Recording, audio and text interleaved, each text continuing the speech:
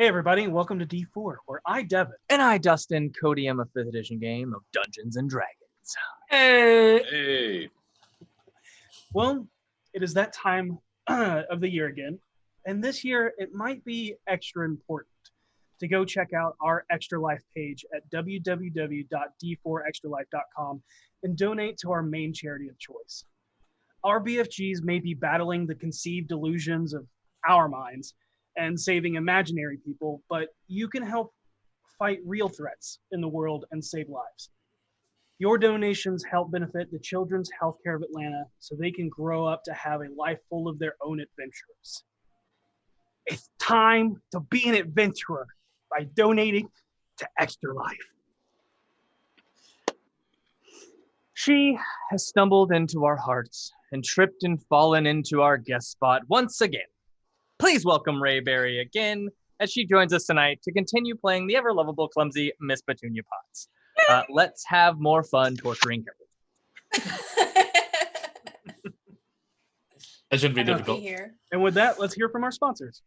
Hey, Icewind Dale Rime of the Frost Maiden comes out September 15th. If you don't pre-order it, I don't know what to tell you anymore. I've done so much. But before we even get to that, something very important. This weekend was D&D Beyond's 3rd anniversary. Lots of games were played over the weekend, lots of participants. I want to give a real quick round of applause to everybody who participated in that and everybody who donated and raised over $6,000 for Extra Life. And as Devin just stated, it's an amazing charity. It does a lot of good work. I want to just thank everybody who participated in that and everybody who took time out to either play a game, do something extra silly maybe, or just to anyone who even donated $1. Thank you so much for that. Icewind Dale Rime of the Frost made it important, but you guys did such a great job with that. I just want to say thank you. Hey, everybody. I'm here to talk to you about a little something called Beetle and Grimm's Pandemonium Warehouse. If you waited on getting the Platinum Edition Icewind Dale box, bad news, they sold out. Great news for those of you who got in on it, though. I can tell you that the Legendary box for the Curse of Strahd is still available. That one is not a limited run, so you can get in on that without having to stress yourself. Check out their store. They've got all sorts of cool things in there. In fact, there's a swanky shirt on one of our DMs that you can get there. And if he'll move your arms. No, he's not listening. Okay, so there you go. But you can head on over there, and if you need sorry, I just kind of put him on the spot there. But if you check out their Twitter page, you can find out all sorts of fun facts and cool things, including when and where you can catch one of their founders, Mr. Matthew Lillard, appearing in a Curse of Strahd game soon. So head over to Beetle and Grimm's on Twitter and check out their website so you can see their store and all the cool stuff they have there. Booyah. Hey guys, if you are looking to make the best miniature you possibly can for your table, the best place to go is Eldritch Foundry. I tell you every week how great they are. Well, guess what? They're even better because they just got 34 new items added on August 11th. So if you haven't checked them recently, I 100% recommend you check them. What's in that thing? Well, let's find out. They've got the Beekeeper, which is one of their Kickstarter Arcane Gate goals. It's awesome. If you have a character who had like a cool like bastard sword and they're holding it onto it, but you wanted them to hold it with 2 hands, well, they just added 2-handed posing, which is awesome and huge for those of you who want to have like cool staves or like a really, really badass great weapon. And then also on top of that, they've added a belly slider so that you can look like yours truly if you wish. Remember, check it out. Eldritch Foundry is the best place to go. And if you're watching tonight and you want to get your own Eldritch Foundry miniature, you can just put in #Eldritch into the chat. Make sure you only do it once so you don't discount yourself from the competition, but you can get yourself a chance to win your own Eldritch Foundry miniature that you can make anybody you'd like, even me. I know you want to play as me at your table. I don't know why, but you could. I'm a monk. Eldritch Foundry. Hi. It is I, Katie Adkins, not the other one, just this one. And you may know me as V from D4, the show you're currently listening to. And you're very aware that we play Dungeons and Dragons. Dungeons and Dragons is in fact the game that we play here on RockPunch on Sundays, or whatever day you're listening to this on. So in a weird way, like it could just be a daily thing and we just don't even really realize it. But my point here is I'm here to talk to you about what really dungeons my dragons. You want to know what really dungeons my dragons? Well, when people who are like us, who like Dungeons and Dragons, we know you're out there and we know you like other things too. We like other things. We all like things like video games and funny, weird, nerdy videos and anime and all kinds of stuff. So you should check out more than just us on RockPunch ATL. You should check out the other things that RockPunch has to offer so that you can stop dungeoning my dragons. That sounded weird at the end there. I don't know. I'm now rethinking this whole spiel. That's okay. We can fix it in post. Yeah, Okay. We'll edit it out. RockPunch ATL. More than just Dungeons and Dragons. And if you like what we're doing, feel free to support us at d4dnd.com. It's got a ton of merch, a wide variety of things you could like, and it's all made by our lovely merch moms. So if you're feeling peckish, go look at it. d4dnd.com. Without further ado, let us immerse ourselves And the Chronicles of D4.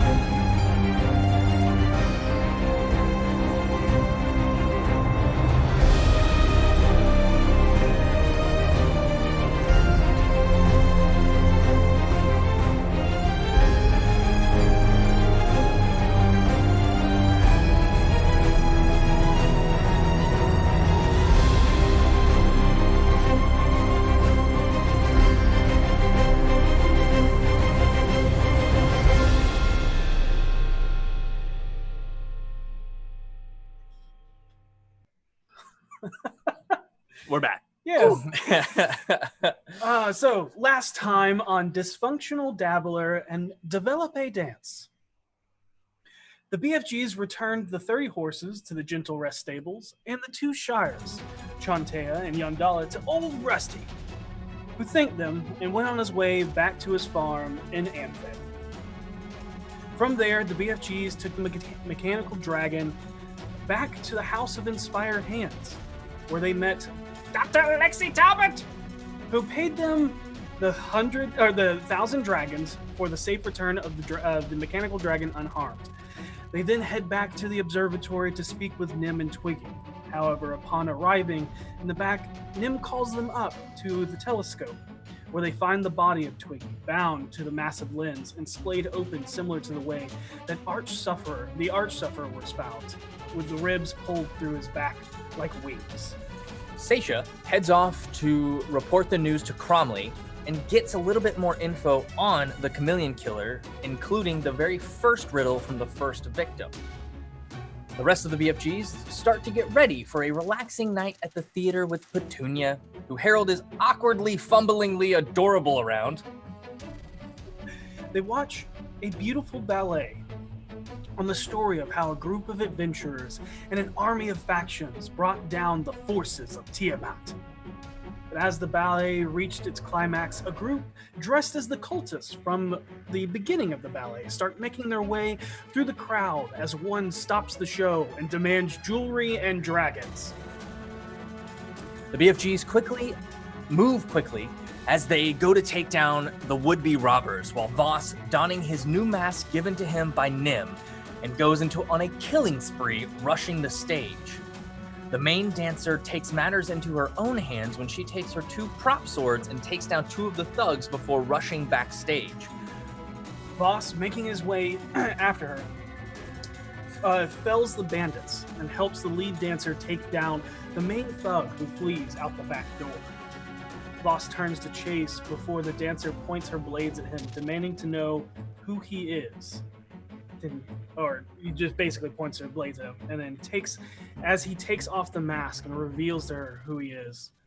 That's where we start our night, but back in the main auditorium of the theater. The blue arcane energy of 8 magus and protectors ignite throughout the theater. One of the magus holds a fairly sizable brass bowl filled with water, and an utterance of Nomus Retal Latamele. You watch as the small body of water begins to roil. He places it down as a thunderous explosion streams out in a torrent of water. The pillar of water then begins to take a large, vague humanoid shape that begins to wash away the flames with the help of the magists. As they are working on taming the flames, you all notice their eyes following to the number of slain bodies.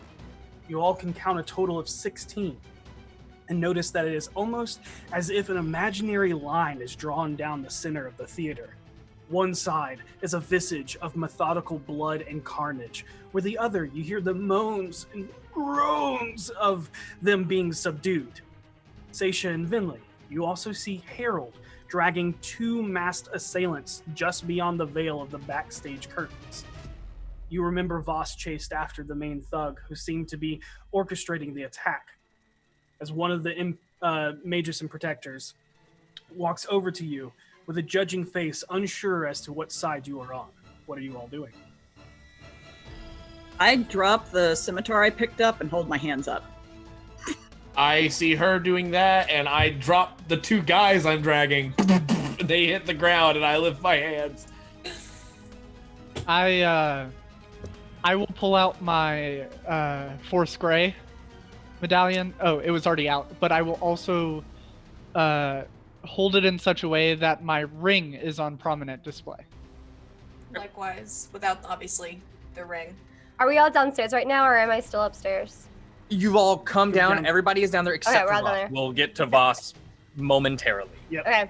V doesn't notice at first, and she's like, "Why did you all stop it?" Guards. Oh, hey! And the Band of the ballet. The maid just looks at you with this look of like, really? That really? And then notices the medallion you pull out and goes, well then, it's a good thing you are here, Grace. I offer you many thanks to you and your team. From the looks of the lot, more harm would have come to these nobles had you not acted so quickly. I'm Magus and Protector Gregorum. It's lovely to meet you, Gregorum. I am Binley Galanodel. But I am not only from Force Grey. I am from the parish of Lionsbane, and she points to the 2 that are laying in front of her, and she says, unfortunately, these 2 will be under my care, so don't worry about these. I'll return them to where they need to go after I'm done with them. Should you not record all of the fallen? I already have gotten those. I need these. Okay, I'm sure the Lion's Bane will come to gather the rest. Of course. He looks at you like there's like half suspicion, but half not. Just kind of like, they're Force Grey. They're weird. They're with Jurgle. Aisha's just kind of fiddling with her corset straps, not looking anyone in the eyes. And these men were armored, correct? They had leather breastplates on? Yes. Yeah, underneath the cloak. Perfect. I don't need to buy these ones armor. They come outfit. They even have their own masks. Oh, it comes furnished perfectly. It comes furnished. You probably don't want those masks. Yeah. So, waddling into the room about shortly after this conversation, you see a stout dwarven woman who seems to command respect as she saunters into the room. Her graying hair crowned in braids that fall over the front of either of her shoulders frame her rigid, scowling, gargoyle-like face.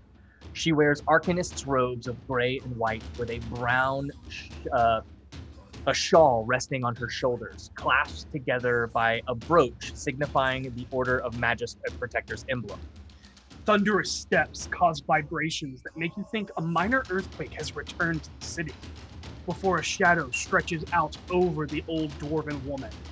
Behind her is a 12-foot-tall, towering giant of ironwood and steel, like a helmed and armored mechanical treant. Seisha and Vinley, you notice an arcane rune on the ring of the woman that she wears matches the arcane runes that repeat along the edges of the armor of the giant construct. I know you. Magus Blastwind has told me all about you. It seems he and his friend, retired Sergeant Crumley, are investigating a murder at the House of Inspired Hands. You tipped them off to, and now you're the only people left in the whole theater that just got ambushed and nearly went up in flames. Why is it every time the city has a problem lately, we end up finding you in the wake? Wait, there's no other problems in the city? Harold tries very hard not to laugh at that. I'm Lordkeeper Seisha Valisbard. I'm actually apprenticed to Master Cromley. We have a habit of attracting attention because we're trying to help the city. We were actually tasked with assisting the guard. Plus, we've got 2 members of the Greyhands here. Highly respected. Allow me to introduce myself. I'm Head Magus and Protector Ukoria Stonemarrow. I have saved this city more times than years you've been alive. Yes, even you, Miss Gallon Odell. Yes, I know your names and the establishment you run. I once owned it myself. I sold it to a dwarven family. They fell on hard times and unknowingly sold it to a hag who cooked and ate children she lured into her den. Cost me 10 protectors to rid the city of her. Right. That's Did been all those you- other ghosts now. Did you actually kill the hag, or did she escape? Dead. Good. Wait, you said you know all of our names, so you know that I recently changed my name, right? Yes, Veterok. No Okay, longer Gathala, as you have been cut off. I am aware of the thing as well as you left yourself, but that is not the picture that your former family is painting. Well, yeah, obviously, they'd be embarrassed at the fact that I left myself. But anyways, the point is that No, the point is, I have a new name. witnesses said at the climax of the ballet, some actors playing the role of dragon cultists stopped the show to try and relieve them of their valuables. A few nobles spoke in hysterics about them summoning some fiend from the lower planes that failed, causing it to turn on them. I'm guessing that is what the copious amount of blood splatter is. Is that all of the assailants? As She points towards the 16. Well, I haven't checked the There was- back or the bathrooms. There was one that ran. You also watch as The bearded, ginger-headed man waves his hand over one of the bodies, the Gregorum, as a silvery, translucent hand appears. And after a minute of searching over the body with the arcane hand, he removes the mask and pulls down the collar to reveal a flying serpent tattoo still seeping from the puncture wounds freshly ingrained over a tin-spoked hollowed circle, as the head magus starts talking again. looks like Zentarum, new recruits, must have pulled them after the apparent fall of the Xanathar Thieves Guild. Yeah. Sorry if that caused problems. Yeah, sorry if that was super convenient for you. I'm sorry, what did you say your name was? Ulkoria Stone Marrow. So Ulkoria. Stone Marrow? Stone Marrow. Can I roll like an Arcana check or something to try and identify what kind of thing he has behind him? She. Yep. Sorry, we switched back to. Yeah, I'm Gregorium. Yeah. Gregorium. Yep. So yes, you totally can make an Arcana check.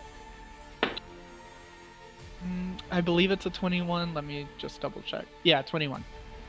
That is a shield guardian. Gotcha. That's It's what a I thought. magical construct that many wizards, high archmages use for protection. They are known to magically take blows intended for that which they are bound to. Oh, I want one. Is there anything we can do to help? I believe you have done enough. Thank you, and I apologize that your evening was spoiled. As my magus here says, we are thankful that you were here. Many more could have been injured if your decisive and quick actions were not upon you. Harold Harold just kind of looks awkwardly when she says, if your night was ruined. He looks awkwardly to Petunia and then kind of looks back down at the ground and kind of... I mean, it was very exciting, and it was a wonderful first experience for theater ballet. Seisha, a bunch of people died. Bad No people. civilians, though, right? I don't believe any civilians were hurt. Yeah, it was all the bad people, right? You look over, and you do not see any civilians or nobles that are killed. Some may have been slightly injured from flames. One of them got slapped. Yeah. Slapped. There were a couple that did get put to sleep, but none of them were slain. Oh my bad. I just got confused by all the blood everywhere. Yeah. Yeah. If you would allow me and my men to do their job and contain the flames, you can...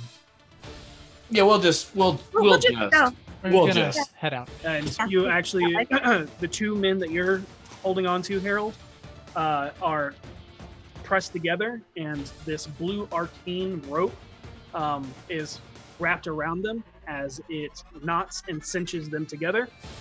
They are manacled, and they are brought out. The rope seemed to have tied itself with one of the command words from the magus. Yep. And as you are making your way out, you watch the flames. I'm going to pick up one of the bodies for Venley. Yeah, I was going to ask them to carry the bodies for me. Oh yeah, so I guess I carry one too. Coria we're aiding and abetting necromancy! Okay, sorry, go on. Necromancy's I don't fine, mind. you said so. No, I know. It's just... But old Coria gives you a strange look, but then Gregorium's like, Jurgle is taking... Pairs your lines, babe. And he kind of like awkwardly kind of bows to her and walks away. And as he walks away, she actually turns to you, Vinley, and says, I do hope they serve the city as well as you do, and turns and walks off. Vinley gives a legitimate smile to that and turns and walks.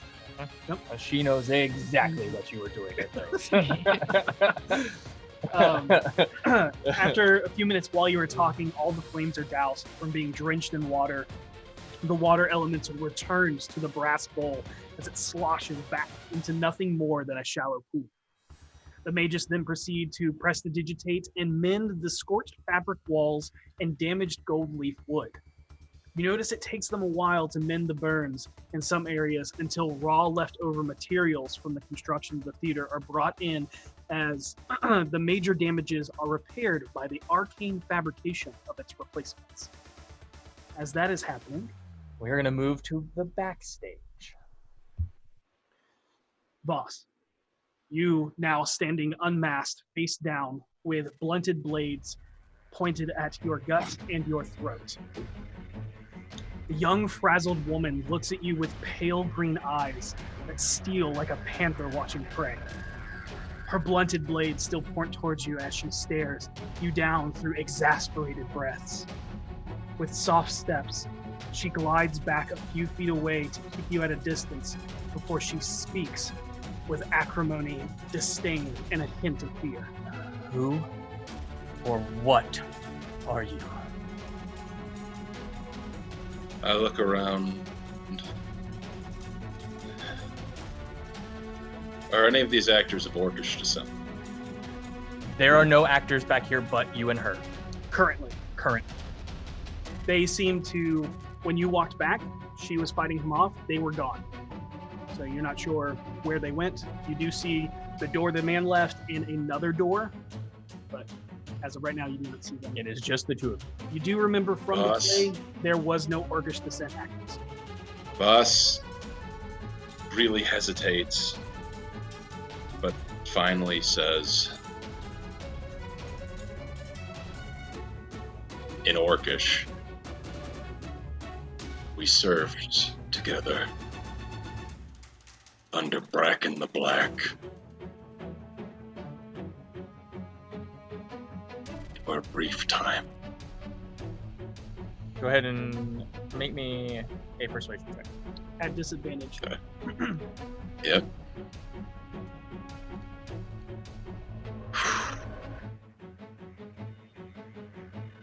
Oh, that's not bad for disadvantage. 13. Okay. I don't remember you. I'm sorry. I was in an accident when I was 10, and I can't remember much before then. But did you set this up to create some attacks so you could No. be a hero? So I would trust you? No, I would never do that. I would, no. Why do you keep following me? I Why did you come to my house? didn't know you were there. I didn't know who you were. That was a coincidence. I didn't know. I didn't. Dude, you don't remember anything. Have you ever been to Daggerford? No. Do you not remember Calico or Bracken? Or Lay or any of them? Garland? I don't Nothing. know. I would these like an names. insight check. You Go can ahead. 100% make that. Yeah. And not great. 12. 12. Real hard to read. Damn. See, you can tell something's off just naturally, but you're not sure what. Realizing that this isn't getting anywhere and realizing that no matter what he says, nothing's coming back to her. Look. I don't know what you say, but I am a Rosnar. And your passive insight, You don't know why, but there's a little bit of vitriol sting to her lips when she says the name Rosnar.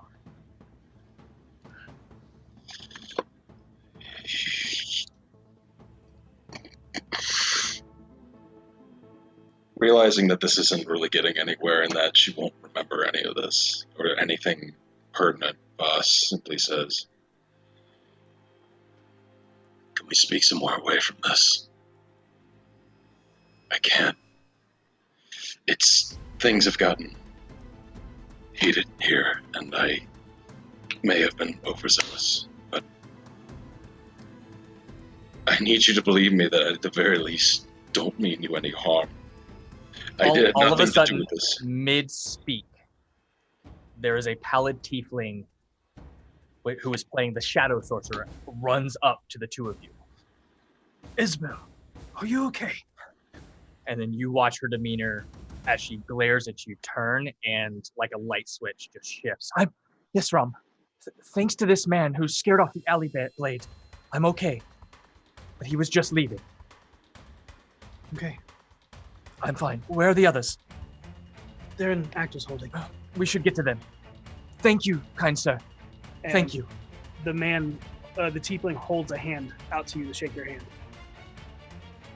I hesitate, but I take it and say, "Yes, yeah, of course." And you watch as she walks off, does not look back. As she seems to be talking to the tiefling. And disappears behind the other door as you see the rest of the cast kind of like in a small panic, but calming down as Vel comes back in. I watch her for a moment, but I gather my wits.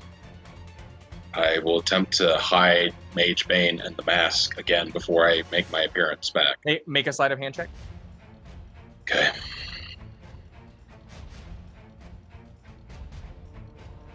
Uh-oh. Hey, good. 19. Okay, as you're doing that, and as you put everything away, a Magus comes to the back. Excuse me, sir. Are you an assailant?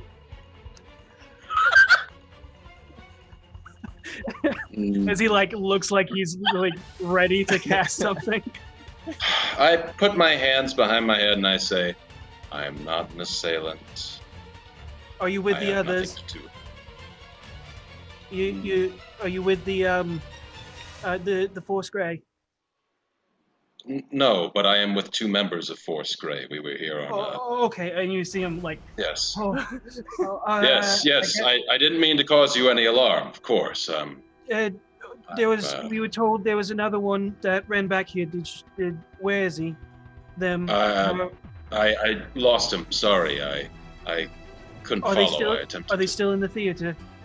I don't know. When I look back to the door he went out of, but I point and say, down there, I don't know if you'll still be able to catch them, but that was the last place I saw them move. Thank you, sir. Thank you. This way! This way! As 2 more come and start heading that way, and as it opens, you see it go into a small room that leads to another stairs that leads to a back doors that opens into the back alleyway.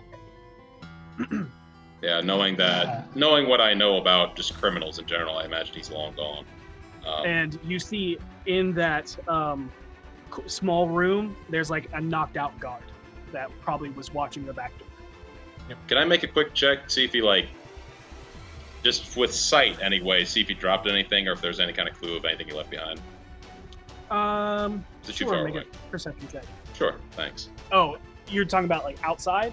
Yeah. Yeah, no, you can't see that. You just see the light pour in, knowing that it. Anything around here then? You can make the perception check. Okay, I rolled that. That's a 16. Doesn't seem to be anything of note. You do notice a costume rack that has been cleared out, where there are 2 more black robes and black masks that stretch out that match the draconic cultists that they all adorned. So you can assume that that's not their attire. They stole it from the theater to blend in. Yep. And as you make your way out and head back into the auditorium, you can see the fires being put out. You see the old dwarven woman who's taking charge with a massive metal and wood construct behind her. She looks in your direction, nods to you, as if she recognizes and knows exactly who you are, and just points out the front. I nod, but make no other indication. Yep. Walk outside to where she pointed. Okay. After an extremely full and eventful roller coaster of a day, of returning from the nightmare of Abeir, traveling and telling stories with a middle-aged farmhand, hunting down a mechanical dragon and a horde of its horses, encountering Twiggy's mutilated body, and ending with an upsetting interrupting to your evening. You're kind of tired, and you know you have another full day ahead of you tomorrow. But as you leave the theater, you return to your dagger, Seisha, and notice that the theater box office is offering refunds to those wanting to wait in line to do so. It looks pretty long. Boss, do you want me to give you a refund? What? Are you okay? Fine. No, it's fine. You want a refund? No. It's fine. It's only just a little bit of time. I think we've overstayed our welcome here, everyone. I would like to remind everyone that 2 of you are carrying corpses. So we should perhaps not stand in line. Yeah. Oh, yeah. Harold's gonna linger back. Probably just go. Harold's gonna linger back from the group and kind of stand next to Petunia and kind of awkwardly stiffen up a little. When she sees him kind of do that, she'll sort of wordlessly just reach over and take his hand and be like, hey, it's okay. This wasn't your fault. Yeah, but when I imagined our first date, not that I ever imagined, but if I did imagine our first date every time I saw you, I didn't imagine it with, like masked men stealing things from people and me beating someone with my cane.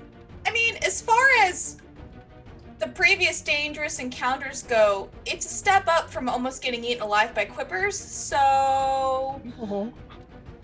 You see, this is sort of why I'm like, I'm worried that you had a bad time because, it's like every time we hang out, you have a near-death experience, and that's not exactly... I didn't have a near-death experience this time. I was fine. Oh, I know. You put glitter in people's eyes. It was awesome.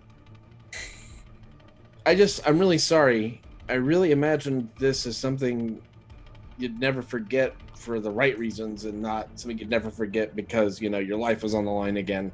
And I know this isn't really your thing the way it is sort of like becoming my thing. I'm sorry. It's okay. It sounds like your group gets into a lot of situations that it's probably for the better that you're the ones that are around. Yeah, but I mean, and it's not like you aren't capable. I mean, you were just as awesome as everybody else. It was incredible watching you do everything you do. Harold. It's okay. I'm still glad I got to be here with you. And maybe next time we could do something more quaint, like breakfast. What could happen with breakfast? He looks over at Seisha and then looks back and he's like, maybe not breakfast. But we'll do something. We'll do something. Okay. If you want to. Wait, is this like the official, like you're saying we could go on like another date? Or if you yes. Yes. Yeah.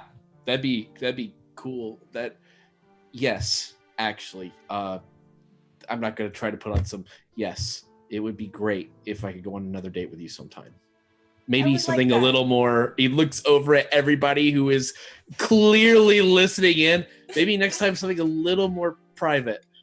And then he looks over at Voss and he just gives him like a little nod of thanks. This little subtle like, hey man, thanks for what you said earlier.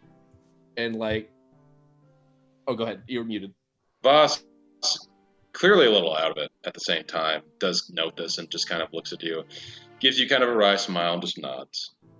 And he'll look over at Petunia and kind of he's like, there is one more thing I wanted to ask you, and I can do this thing now, and I just wanted to see if it's something you wanted to try, just something a little neat, something you've ever done before. Have you ever flown before? No, I've not. Would you like to try?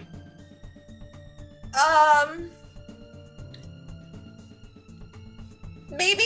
Sure. Are you afraid of heights? I've never been too high off the ground ever in my life, Harold. It's okay. But I'd be willing to give it a try. Okay. All right, and I'll wait until we're back on our street, so she's not flying around in a place where it's like, well, who is that and why? But yeah. I'm going to summon my steed and sling the corpse over its back. Okay, Yeah. easy enough. You can actually put both if you so wish. Sure. Yes. Yep. All right. I put it Before there. you start heading back, Petunia and Vinley, from your rolls previously of the history check of the accuracy of the play, You think back over the majority of the ballet you watched, and from the stories you heard across the Sword Coast for you, Vinley, and the commotion it caused within Waterdeep 3 years ago for you, Petunia. And it seemed fairly accurate. Every iteration of the story that you've come into contact with has some minor details changed for flavor and embellishment, and this ballet was no different, but the overall gist of characters, major events, and the battles were all accurate. She's like thinking about it, and she's like,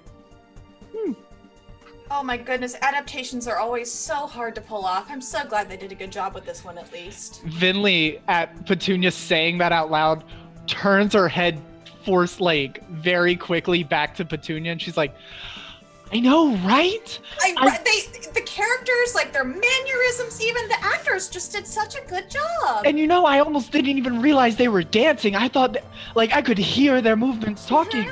Exactly. He's going to lean over to V and Stacia, be like, oh my God, is Vinley making a best friend? And the symbolism, it was just... I think so. Oh, you're lucky I rolled real bad on my perception check. But heading home, you all take the 30-minute walk in the light of the street, or riding on the horse. Probably.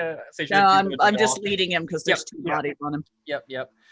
You make your way under the street light lanterns, under the star-covered sky, up the high road from Castle Ward back into the nestled groves of the North Ward. As you make your way back to the tavern, you get to the street of the alleyway, Harold. Okay. I will walk over to Petunia. I will grin at her, and I will pull out Das accordion, and I will look to her and I'll be like, what's your favorite song? Oh, probably... I don't know if you've heard of it, but it's called The Wind in the South Sea. I love that song. Hold on. And I will play a performance. Okay. And then I will cast Fly on her using Das accordion. And the performance check.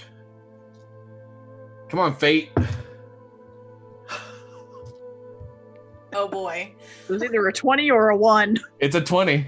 Oh! And surprisingly enough, Harold plays your favorite song flawlessly as he takes the two halves of the accordion and unlatches them and expands it as the ribs of where a bellows would be are these illuminated purple, like flat cards that stretch out, suspended in air, and he plays, and the music creates its own story from the song itself, as this the song in the sea, or of the southern sea, dances around you, and these musical notes and these imageries from the song itself latch onto you as you begin to glow a faint purple, then fades into you, and you then get a slight uplifting feeling as you look down, as you're looking at Harold, and you realize you're looking at him at eye level, and look down, and your feet are like fluttering in the air. And she doesn't even notice it at first. He's grinning to her, and he's gonna motion down and look back up to see her reaction. Oh my goodness! Oh, and as soon as she notices it, she immediately instinctively pushes down her skirts as if she's expecting the skirts to also go up, and her feet are dangling a little bit. Her shoelaces are dangling all the way almost to the ground itself. So she's it almost looks like a tether. She's like a little balloon, and she's just, oh my goodness! Oh, I'm so high up. He's like, oh no, don't worry. I can't cast it twice, but I can help you up some ways. And I'm going to cast Levitate on myself using Das accordion. Okay. And I will float myself 20 feet up with her.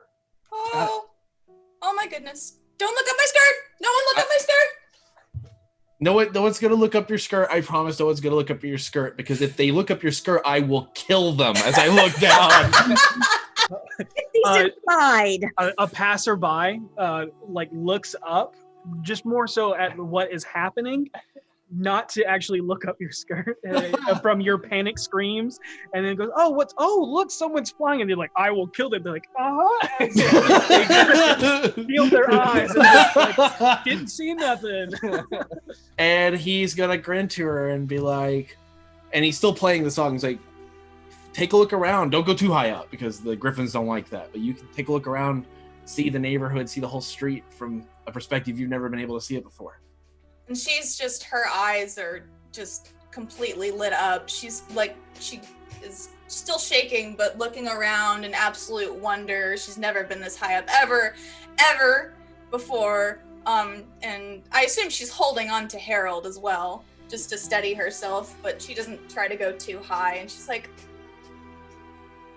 this is incredible. You're incredible. And this whole night was incredible. And I'm really glad you're here with me. Thank you. I'm glad to be here too. Let's do this again soon, okay? Yeah, I would love that. Me too. Thank you. Thank you. And from this perspective, you can see, like, you're just cusping over the rooftops now, holding on to Harold, and you see the city in a way you've never seen it before. You can see all of the statues stretched out across everywhere. You can see the major temples and the Castle Waterdeep and everything that stretches all the way down to the ships, down to the harbor. And as you look back towards the alleyway, you see the tall mechanical gnome halfling thing tipping its hat as bubbles pour out of it. And you can see the caved-in awning of made out of books, where a wooden sculpted dragon is rested on top of it. Thank you for this, Harold. See, this night wasn't all so bad. Yeah, you're telling me. And he's just looking into her eyes. And then he's going to kiss her. Oh. First date. First date. I mean, it's that's charisma. He's a bard. That's charisma. That's charisma 20, okay? He can make it happen on the first day. Here's the question. Does Petunia return? Very awkwardly, she will, yes. She's not good at it, but she'll try her best. And when Harold pulls away, she is beet red. I mean, that is red as her hair. All of his confidence has drained after that, and he's like, sorry, that was too soon. No.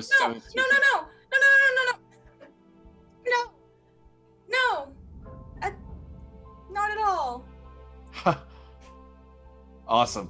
I mean, yeah. Let's do this again very soon. I would love to. Okay, he checks his watch. He's like, okay, we got like 7 more minutes. Then he looks around. He's like, and I don't know how to turn it off. So they're gonna float up there for 7 more minutes. And then eventually, totally a lie. He totally knows how to turn it off. As they both float down, obviously Harold will hit the ground first, but as Petunia's like floating down, she'll like get past eye level and she'll give him a little peck on the cheek on her way down. Oh, so adorable. These characters are adorable. Hey, I know I've said it before, but 12 freaking quarterlings. Quarterlings. A half elf and a halfling get together. And all get off the stage. So, the rest of you make your way to the tavern, giving Harold and Petunia a small reprieve after spying on them for at least, a minute or two. And you are met by Kara as she catches you pulling up. And you see her holding another set of letters, as well as standing on a 2-foot-long rectangular crate. More mail. I got one here for Mr. Ronto, as she hands it to you, boss. One for Seisha, and this, as she knocks on the crate, is for Harold. Whenever he gets back. She doesn't notice the flag. It looks to you. He's in Cloud 9 right now. Yeah. He's a little busy. Specifically that one. Yeah. She looks up and goes, oh, and then it's about that time where like the kiss happens. Oh.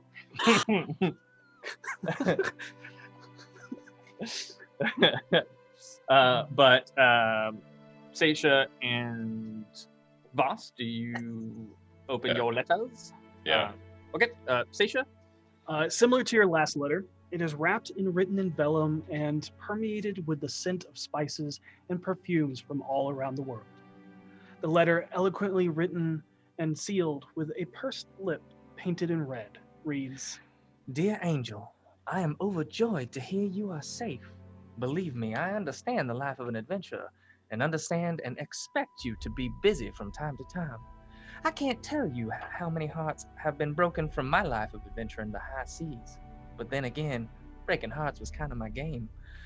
I can't wait to hear all of your exciting stories of what had you stolen away from me. With kind regards, your Radiance.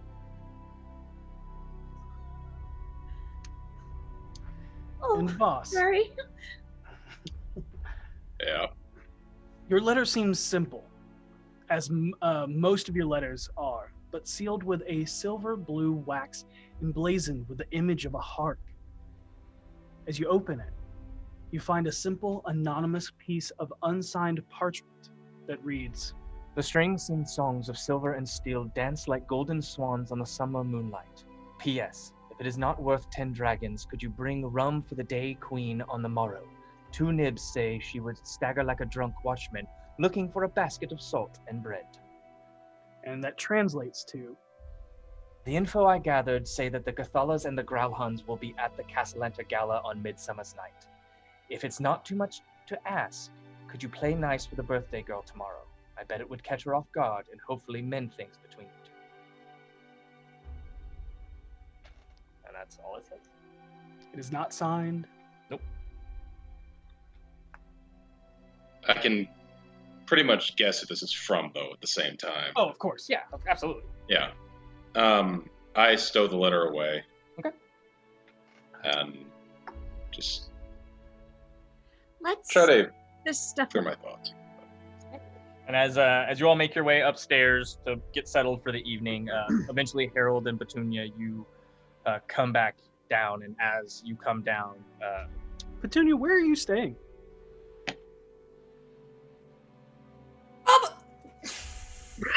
Evan.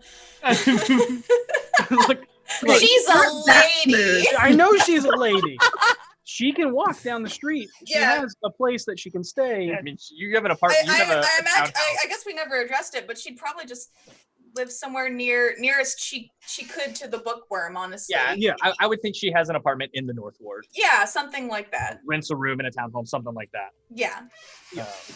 I guess the real question I'm asking is, are you going upstairs to talk with the rest of the BFGs, or are you calling your night right here?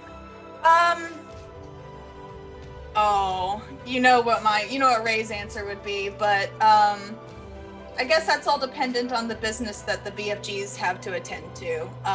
If they she would at least go in to say goodbye to the rest of everyone else. Okay, that's Fair. fair enough. Fair. That's fair. That's easy enough. Um, But as you're walking up, Kara stops you, Harold, with Petunia. Harold, yeah. this big box here is for you, or as the letter specifically says, as she holds it up, my guy just above the bottom of the list. I will take it and I'll be like, I moved up one rung. And then I'm going to... It's just a matter of time. I'm going to look at the box. But she hands you a letter first. Okay, and I That's open up Harold. the letter. And I nervously open the letter and look and listen for anybody kicking around inside this box. Make a perception check. Yeah, sure, I'll do that. God. You never know with Averin. Todd! 18 on perception. Okay.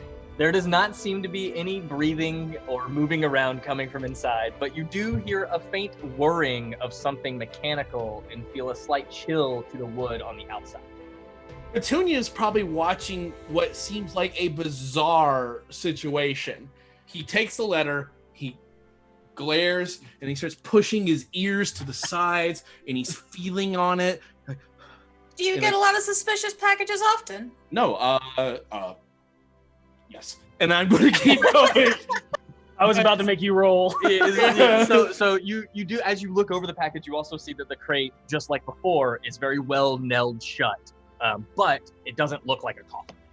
I look over at Kara and I just like, do you mind if you just stepped as far away? She holds her hands up and then walks right back inside. Right back inside, shuts the door. I'm gonna. Tunya takes a couple steps back herself. She opens it back up and says, "If you blow up my tavern, I won't. I promise. I'm sorry." Closes the door. Whew, she's scary. And Harold's going to reach over and grab the crowbar that I know we have. Yeah. And I'm gonna wrench this thing open if I can. You're gonna open it before reading the letter? Oh no, I'm sorry. I thought I read it. I'm going. No. All right, I'll go ahead and open it. Okay. It says, "Dear Harold, I'm trying to be better. I'm sorry about the baby giant's arm thing. Uh-huh. Honestly, it's all I had to work with at the time. No hard feelings. Hope this makes up for that, and I hope it's the right one. It's hard to remember things when you're a god and have so many people to keep track of." I crank it open. Right. Make an athletics check. Okay. Now I get to embarrass myself in front of my date trying to open a box. Why did Averin have a baby arm leg handy? He's lying. He's lying. A 3. I rolled a 3. You're like, you can't find a place to get the crowbar to like find. And I get it stuffed in there and I start tugging and then it like, I realize it's actually just stuck between two boards and I like split one of the boards slightly and I'm like, look over, I just lean on the crowbar and look over at her, sweat pouring off my forehead. They really nailed it. I really nailed this one down. I'm gonna I would offer help, but I imagine I wouldn't be much help. I'm just gonna go. You can try. You can most certainly try. Oh yeah, my -1. Let's give this a go. Come on, you crit. Grab that side, I grab this side. We just talk. We got this. You might crit. You did crit, didn't you? No, but I got an 18. I rolled a 19. and like you're holding on to it, Harold, and Petunia just, I guess I'll try, and then just like without and he looks down, looks up at her, and looks back down, and looks back at her. Is like, I loosened it a little. It's just lucky. And as you crack open the box, a cloud of chilled fog billows out from inside. Each corner, you see a mechanical fan cube box device that blows chilled air from a block of dry ice it cages. As the fog settles, you see a humanoid left leg.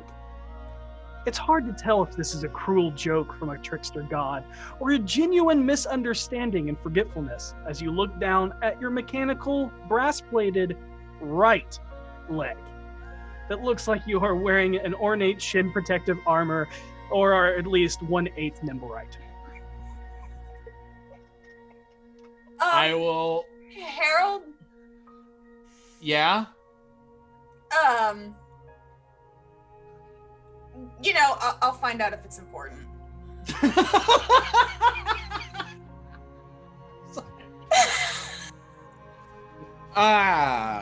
So is this the leg? Is this what exactly am I seeing here? It is a frozen leg? It is a frozen leg. Left leg. It's not your leg. It's not my leg. It is humanoid. It's humanoid. It is human or elvish or something. Like it is of like fair skin. It is not orc. And it's a left leg. It is a left leg. Which leg am I missing? Right leg. And you look back over the letter like, no, I know he said it. And he says, it says, I hope it's the right one. Harold just looks at the letter, looks down, looks up, and looks down, and he goes, "Whose is this?"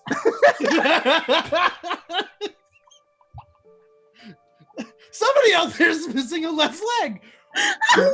Why did he? I'm keeping it. I gotta keep it. I can't just leave it. Well, where am I gonna put it? It's like I can't throw it. Okay, just like, I mean, I guess I could. I've done it before. What? Nothing. Let's just drag this upstairs. I'm gonna drag this upstairs. Okay, it's not heavy. Yeah. I mean, Okay, then I lift it up. You know, it's like this wide But like, and long, but I mean, you Yeah, can but easily... leg long. Okay, Yeah, I'm about shouldering a leg, and I like come up. Let's get you upstairs. We can say goodbye to everybody. Okay. Okay. And I kind of look over at her. I'm like, this sort of stuff doesn't like totally weird you out. It's not like a deal breaker because I'm learning that my boss tends to do a lot of things like this. This is the third leg he's offered me. It sounds like you have a rather ostentatious boss. He really wants to make it right. Like the guy. Well, but he didn't. It's the wrong. It's the left leg. It's the thought that counts. And also the fact that he probably is being criminally charged for stealing someone's leg. Let's go upstairs. Okay. And then I will head upstairs and I'll open the door and I'll be like, anybody need a left leg? What? And I will slide the case in the middle because I don't need it. Dibs. Oh, Why do you have a left leg? because Avron sent it to me. Of course he did. Now I Can't definitely even want it. remember which leg you lost. No, clearly. So, how are you guys? Fine. Great. Yeah. Yes. Yep. Things are good. And why don't we just leave it at that? They're fine, Seisha. Okay. Thank you, V. Okay. You know, And then V like whispers to Harold, I hate when she does this to me. you know, but you know, there's something endearing about it. You know, listen, we've all had a pretty rough one. Yeah. Maybe we should call it. Probably. Thank you for helping me look like this for tonight, Seisha and V, and of course Finley. You made me smell lovely. It's my job as she waves the leg. Thank you. And she'll look to Harold and she'll say, and thank you for making it so magical. Thank you for doing the exact same thing for me. And she'll look over to Voss and go, Voss, your mask is terrifying. I hope you like it. It does what I asked him to do. Evidently. V all of a sudden looks like really distracted and she's not listening and like seems almost like sad, like you can't really tell. And she just says, I'm going to bed. Have a And good she night, just V. leaves and go to bed. Oh, V! Yeah? Happy birthday! Thanks, Petunia. And Have she a good goes to bed. night. She leaves. What happened? Do you think what's going on? Voss, what time is it? What time is it?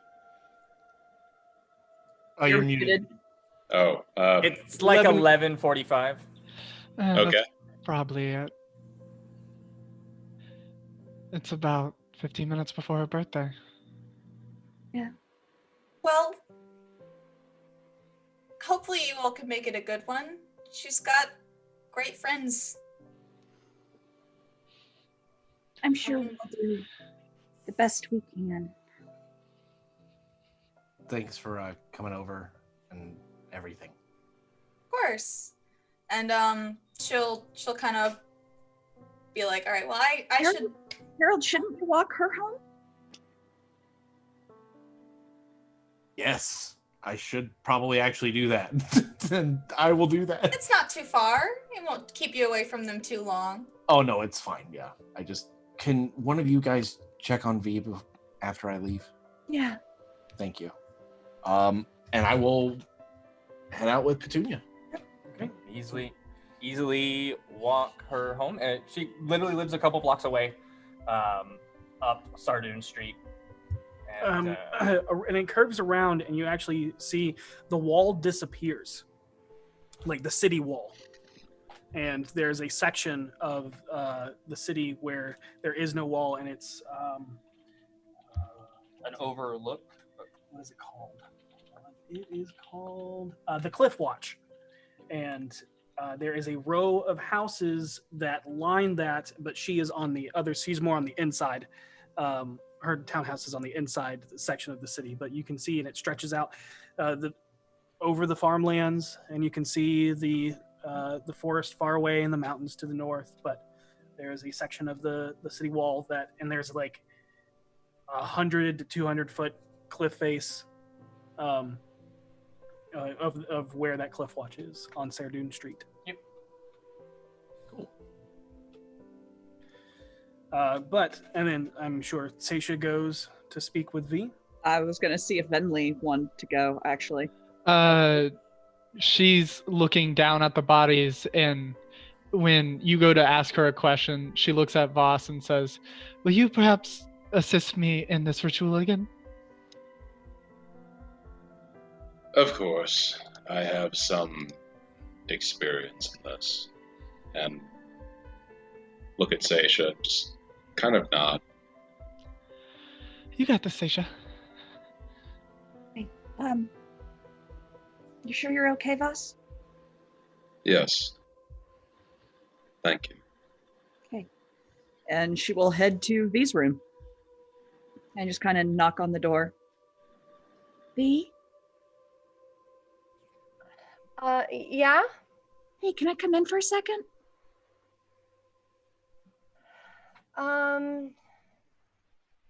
Please? Sure. And she'll open the door and kind of walk in. What's going on? You can tell that, she's started crying a bit and stuff. Not too heavily, just a little bit. Yeah. And she goes, it's just really weird that it's about to be my birthday. I mean, I've never. It's like the same thing happens, every single year. It never changes. And this is also the first birthday I have without my gran. Oh. And I just really miss her. But she is with you. But it's not the same. the same. Yeah. And sorry. Oh. Every year, of course, my parents throw me this ridiculous party with everybody, and it's fun and stuff. But my favorite part is always afterwards when I get to spend time with my gran. She would always. It was always on my birthday when I was at least as long as I can remember. She'd always end up telling me not new to her, but new to me, stories about her past and stuff and where we come from. And I don't know, it was just always such a nice tradition that we always did by the fire. And it's not even something that I don't think Harold even realizes or is a part of, because he's always a huge part of the party and gets pretty wasted. I want to give you a birthday gift. What? I want to give you a birthday gift. I want to take you to see Mama Uwe. What are we going to do there? She was able to help you talk to Lo before, right? Yeah. So why not talk to her again? Okay. No, it's not the same. And I can't even begin to imagine how it would feel to go through this without your family, because you have so many conflicted emotions about them. But you do have a different sort of family that's here with you. I know. I didn't want to make any of you feel bad. I don't feel bad. I feel incredibly honored that I get to spend your birthday with you. And we're going to go and see a black market. And We are? who knows? Yeah. The black market's tomorrow. Oh, yeah, it is. So we Sorry, can I keep getting my days confused. I'm used to having a very set schedule, being told what to do every day, and now I don't even know what day it is. It's different and it's scary, but it's kind of fun, right? Yeah, I guess so.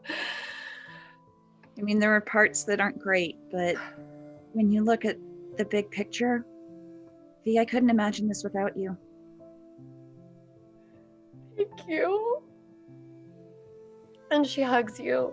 He hugs her back and just holds her. She goes, I purposefully tried not to think about it and didn't make any plans because I just didn't want to be disappointed. Feeling like I'm trying to force something that isn't really there. Just trust me. Tomorrow's gonna be okay. I promise you. I kind of kept hoping my birthday would never come. But it's going to, and it's going to be amazing. Whatever has to happen to make it amazing, whatever mountains have to be moved, they will be moved. Thank you, Seisha. Of course. Get some sleep. Thanks. Because tomorrow it's your birthday. And just for you, I won't make you breakfast. Well, I think that's probably the best gift I've ever gotten. That's fair. After tasting everybody else's breakfast, mine are not good. Don't tell anyone I said that. I won't. I'll let everyone think that you think you're great at cooking. Thanks. No problem. Get some sleep, and I'll see you in the morning. Okay. And she'll kiss V on the cheek. And right as you turn to leave, V goes, "Oh my God! What? I spent so much time putting my birthday in the back of my mind, pretending it was never going to happen, that I never even got anything to wear." Oh, that's not. Oh goodness. Maybe we can find something at the black market. Maybe. Something sassy. Sure. If not, you and I will go shopping. Okay. I just, before I kind of wanted to see if I could get by pretending it was just any other day, but if that's what you want. Now, well, no. Good. Now I feel like it's okay if I try to make it special. V, we all care about you. Even Boss, in his own way. We really do.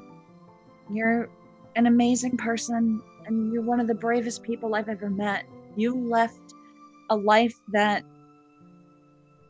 was set and in its own way comfortable. And you're stepping out on your own, and that's so incredible. And I hope you understand how much I admire you for it. Thank you. I'm gonna try to sleep now. Okay. Night. She'll open the door and kind of peek around, see if there's anybody else up, and then head up to her room and go over and snuggle Biblio and tell him all about her day. You go to snuggle Biblio and realize that he's still at Renair's. I gotta go! But you also know he's like super heavy. Yeah, I know. Required like a moving the night at Renair's. She rides through. She's gonna knock on Venley's door. Venley, I gotta go stay at Renair's. Biblio is still there. I gotta make sure he hasn't eaten anybody. I'll be back tomorrow morning. Blood. Okay. Yep. Okay, bye. And she'll run downstairs, summon her steed, and gallop there and spend the night at Renair's. Okay, you go to Renair's. You use the key that you have to unlock as your gifted one for a stay. And you walk in, and there is an acrid stench that fills the front room. Uh-oh. It's the lobster! It's the It has to be! It has to be!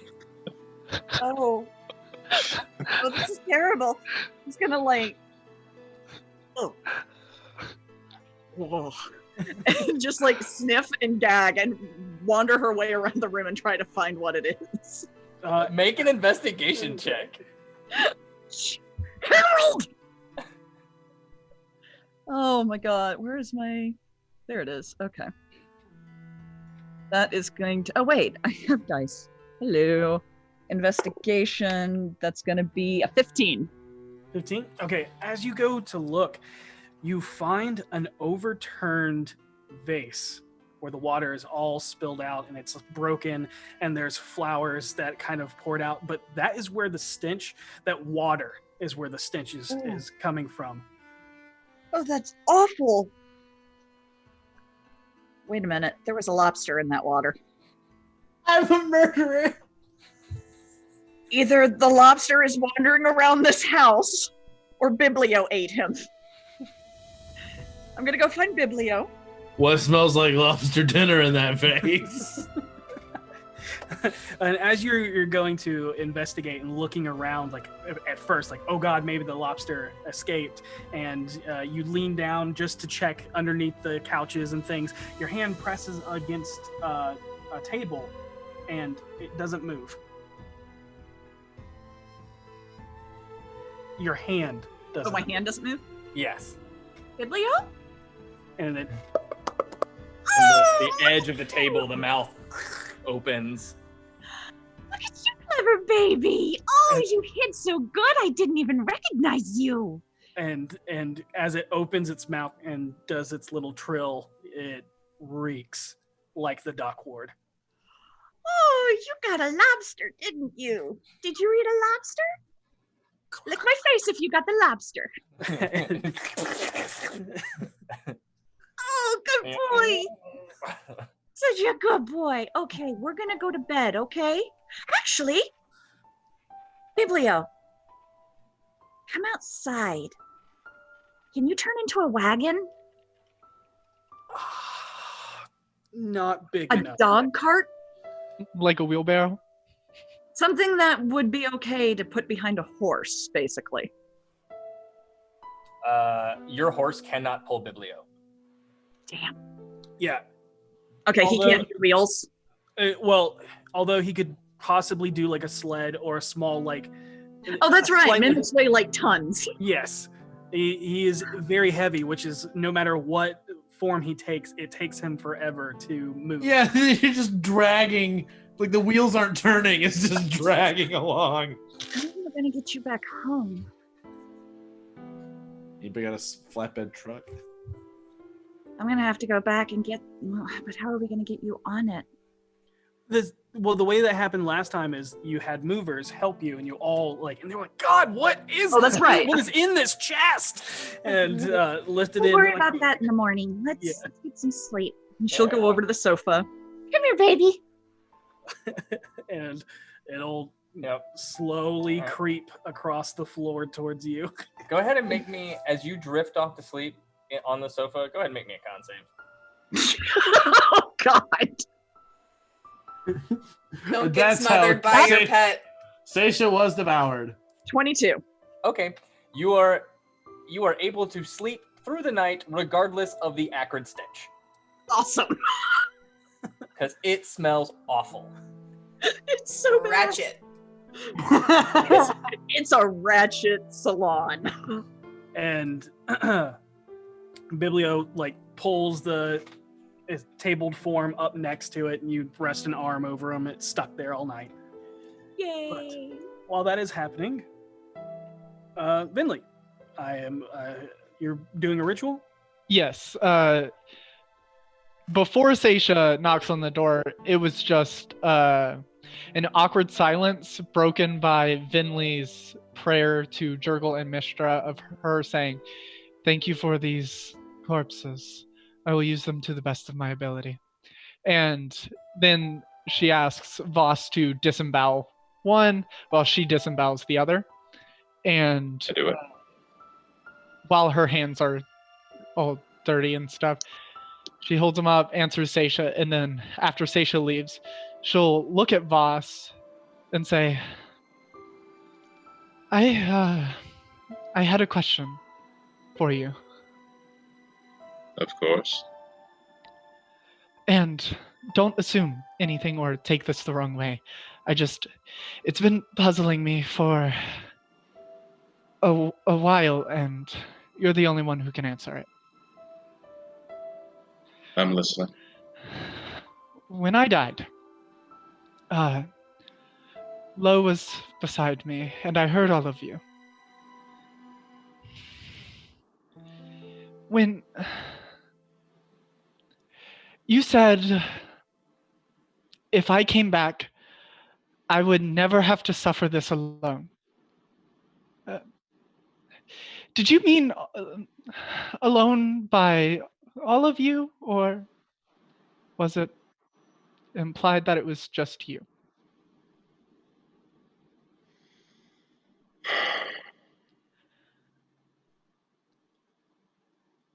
In this group, I sometimes I felt alone. I don't feel like there's anyone who truly understands me. Sometimes I don't truly understand anyone. Except you. You understand best this life. It's a combination of things. Your age, but what you've been through. It's similar. I feel like when hard decisions have to be made, sometimes you're the only one on my side. So yes, I'll be with you for as long as I can. As I am here now, ensuring that you do not have to suffer this alone. But I doubt the rest of the group would leave your side either. I only brought it up because there are two instances that stand out to me in my mind that involve you that I don't understand why they occurred the way they did. The first one was in Abeir when I was controlled. Yes. You said something to me that broke me out of it.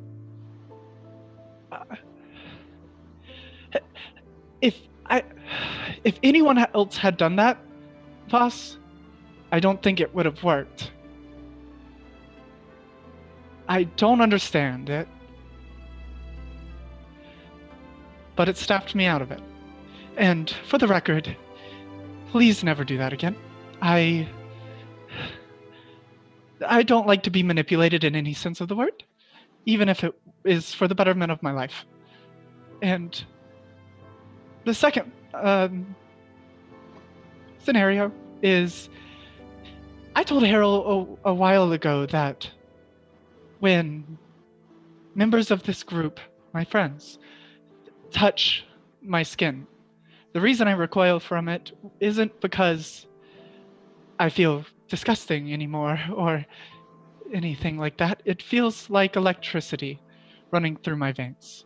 And I can't understand that either, but it's what it is.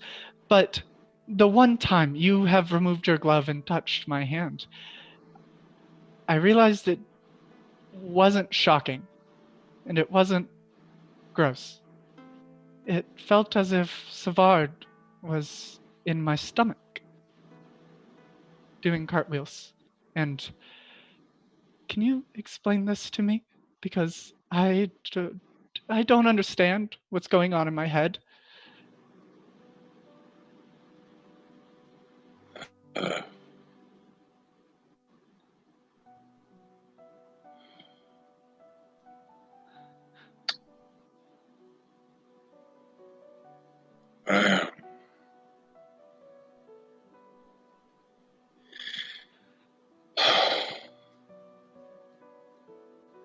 There is clearly, you and I understand each other much better, I think, than the others do. I think between you and I there is a closeness, perhaps not seen amongst the others, if only through our shared experience.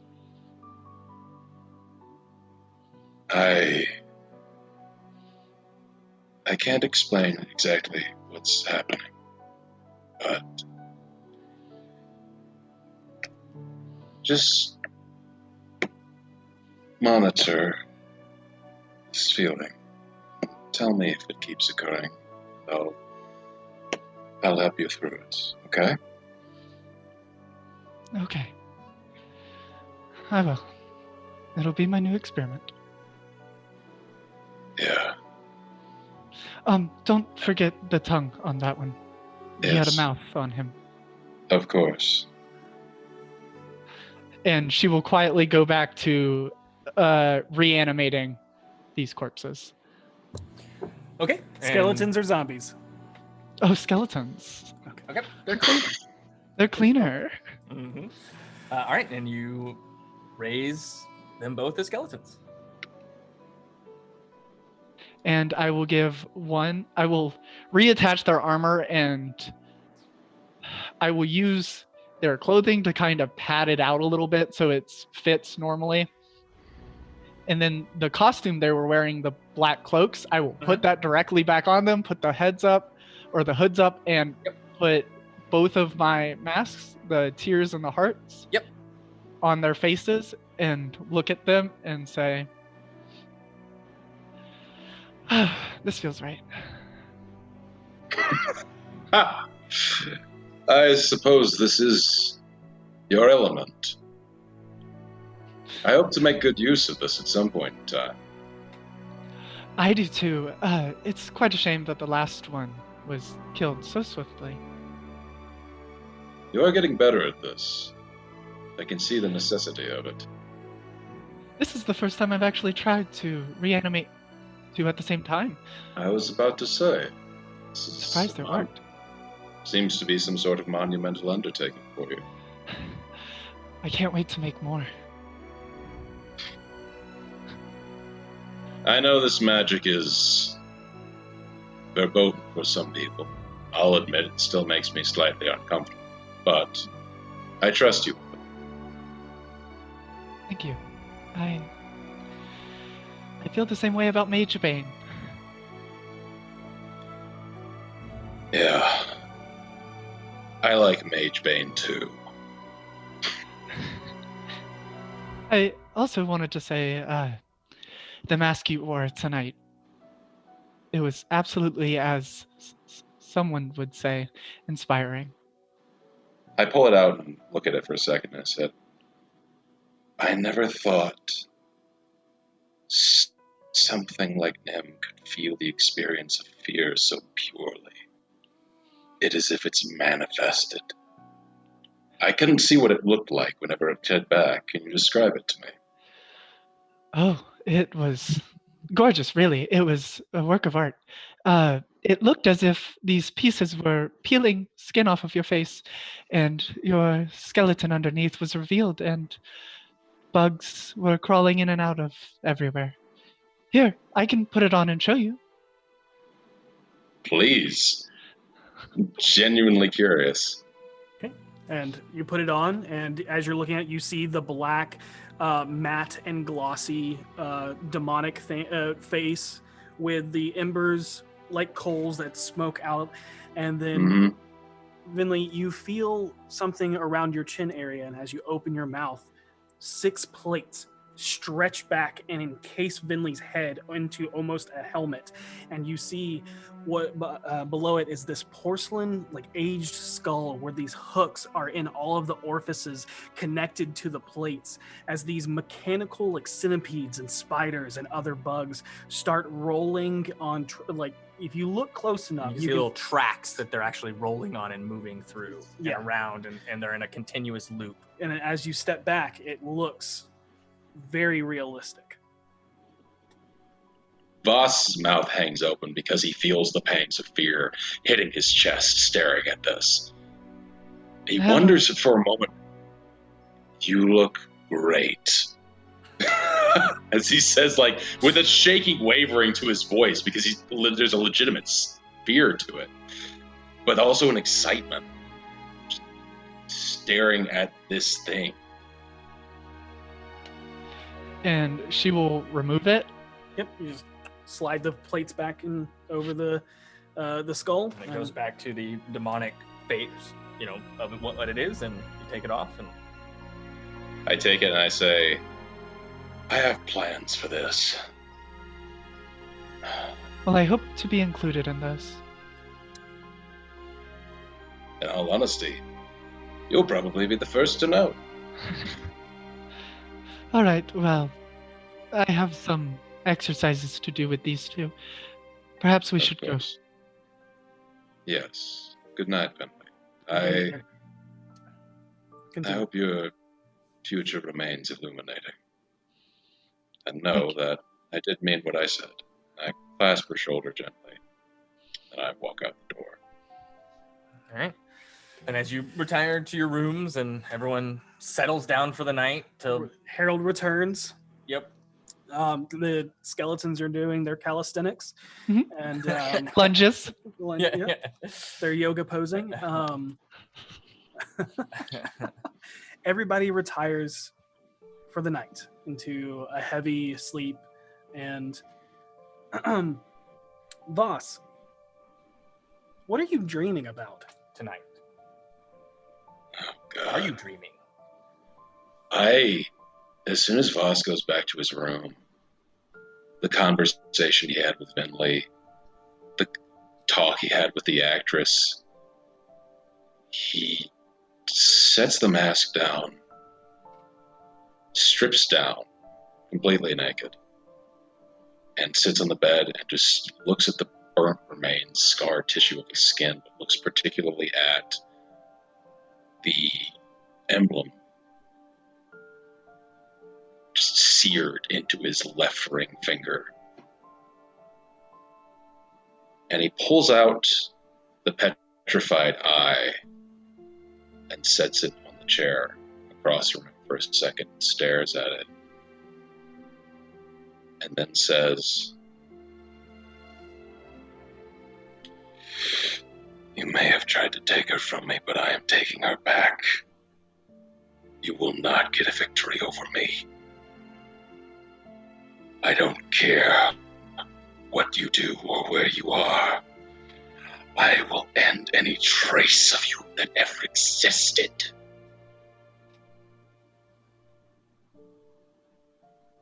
And I place the eye back into my coat, and with incredibly mixed emotions, but whenever I am, I always go back to my standby of anger. I sleep and dream of kills past. All right. Okay. Long rest? Hold on. As you are dreaming about your kills in the past, starting with your first, moving to the one that nearly separated the group, and then those beyond, you became the man you once were. In the middle of the night, you are shocked awake by the feeling of the cold night sea breeze wafting into your room, followed by a sharp, cold edge of steel pressed against your throat. The weight of the hooded and masked woman lowers over your stomach, pinning you to the bed as she hovers over you. In a panic, seeing you awake, she quickly drags the dagger across your skin, doing 20 points of damage. Cool. And as you grab your throat, she jumps off you with the silent grace of a dancer and pulls her rapier, ready to attack again. She now stands between you and the open door to your balcony. Deep, muted midnight purples and dull grays trimmed in faint, subdued red trim hide her form as she nearly blends away into the shadows. I want to know everything you think you know about me. But before you say anything, drink that.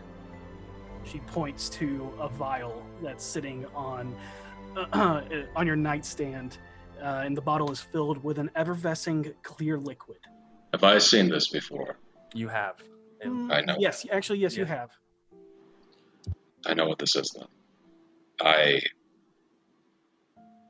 press something against my throat to stem the blood, but I pick the bottle up. I do it with my left hand. And in the moonlight, I want her to see the branding on my finger as I do. Okay. And I uncork it. I drink it. And I will, if I don't know if I can purposely fail a save, but I will. If you want to fail it, you can. Absolutely. I purposely failed this save. Okay. You are poisoned and under the effects of Zone of Truth. Yep. And I need to know, what are your current surface thoughts? My current surface thoughts are, I don't know. Boss's current surface thoughts are, I don't know if this is the truth you want to know. Okay. But he, naked, sits back on the bed and just waits. Okay. Do you work for the Reforged Ring? I did work for the Reforged Ring. I no longer do. What are your surface thoughts with that answer? My surface thoughts go back to images. I think of Kalika. I think of Bracken. I think of one other who I won't name here, but she gets the image in her mind. Okay. Do you work for my brother or my parents? No. I don't even know who your brother is. And what are your surface thoughts? I hate them. I hate the Rosnars. What do you want with me?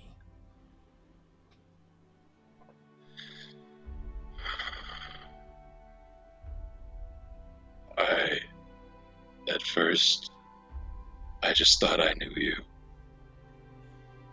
Now I know I do. And all I want is just to know that you are safe and alive, happy, maybe, and even to help you, whatever the case may be. And what are your surface thoughts with this answer? I have the image of her getting dragged off the ship in my mind. What are you not telling me?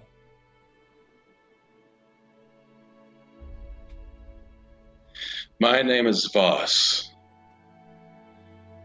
I was born in Daggerford and sold to the Reforged Ring at the age of 5. Your name is Mellow, and so were you. We grew up together.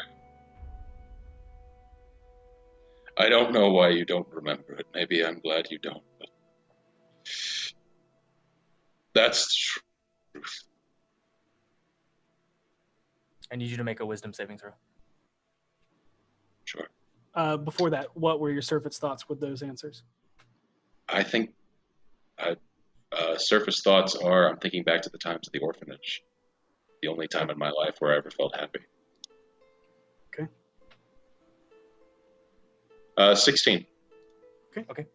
You can feel her presence in your mind, as if digging around deeper into your thoughts, not just reading the surface, but there's a little hesitation, and your mind is creating its own protections as she cannot break through. I don't mind certain areas. There is one thing I don't want her to see, and you know what that is. Yeah, and you know that she did not dig deep enough to find that. Okay. And as you say all this, just as quickly as she came, you watch as the roguish, dancing noblewoman turns and darts off into the night like a phantom dissolving into the city of darkness. I try to grab her. Go ahead. Right. Go ahead and make me an attack roll. Attack roll? Okay. Athletics check, sorry. Okay, that's what I thought. Probably not. 13. No. Like, you go, and where she was, her form is so quick, she is not there. Yeah, she just spins out of the way. And Your your passive insight does pick up that although she tried to stay stoic and resolved, you saw small twitches in her body language of seated doubt and discord, of circles in her mind. And you get the feeling that she believes what you say. Well, to an extent, because I mean, she believes what you said to be true. Because you're under the zone of truth. And you can get the feeling that she probably needs time to process this. Because you just hit her with a Mack truck. As she leaves, I scream one thing out at her in a furious fit of rage. They bought you! And from the other rooftop, she looks back at you and then turns away. And you can see that seed of doubt. I think Harold would come running downstairs if I heard him yelling. Sure. Yeah, who heard that? Vinley. Okay, how about this? Whoever, Vinley and Harold, if you want to hear it, make a con save. Okay. Well, to see if it is enough to stir you from your rest. That's super legit. Probably not good enough for me. We'll see. 15. And Vinley? 12. Vinley, you hear something, but then you just kind of roll over as you're thinking about all of the emotions you're processing as well. Harold, you actually do hear screams from downstairs. Yeah, you can't make out what was said, but there's like something is screaming in Voss's voice. Yeah. Oh fuck! Oh fuck! Oh fuck! Oh fuck! I grab my knife and I grab my cane. Oh, you gotta get Otter here. I know. I'm trying, and I'm like, Earl, watch the place, and I'm going as quietly as I can down the stairs with my knife in one hand and my cane in the other, and then I'm gonna slip up to Voss's door and knock twice with the head of the cane, and then grab the knife and hold it back and be like, very handsome guy out here, almost got a 6-pack, real close. I close the door behind me, knowing she's out of reach. On the back window. Yeah. And I quickly put on a pair of pants. And I open the door and say, yeah. Whoa. Easy. You'd be easy. You're screaming, man. Yeah, I mean, my boxer's looking like some kind of psychopath running around here like I'm doing some kind of weird parade. Yeah. Sorry. Are you all right? His throat is cut, isn't it? Yeah, that's why he's like, I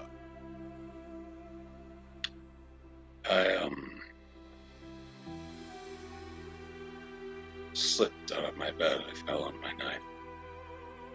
It woke me up pretty hard. Okay. I'm not gonna even roll. I just okay. Let's say that's what happened. And if that isn't what happened and you remember later, we can discuss it then. In the meantime, I'm going to reach up and I'm going to cast Healing Word at max level. And I'm going to be like, get better. And I'm going to touch him with the throat and he will heal. I think you D&D Beyond. 16. So heal 16. Yeah. And he's gonna just kind of looks at you like he clearly knows something is up, but can also clearly see like you are not ready to talk about it. And he's just like, "Hey, look, man, whatever's going on, whatever happened at that show, that fucking creepy ass mask, it's cool, dude. I've got your back on anything. Just know that if you ever want to not handle all this alone, there's a handsome guy, almost got a six-pack, waiting upstairs, ready to help you. Almost got it, real close, doing sit-ups." Yeah, it's almost there. It's coming in very well.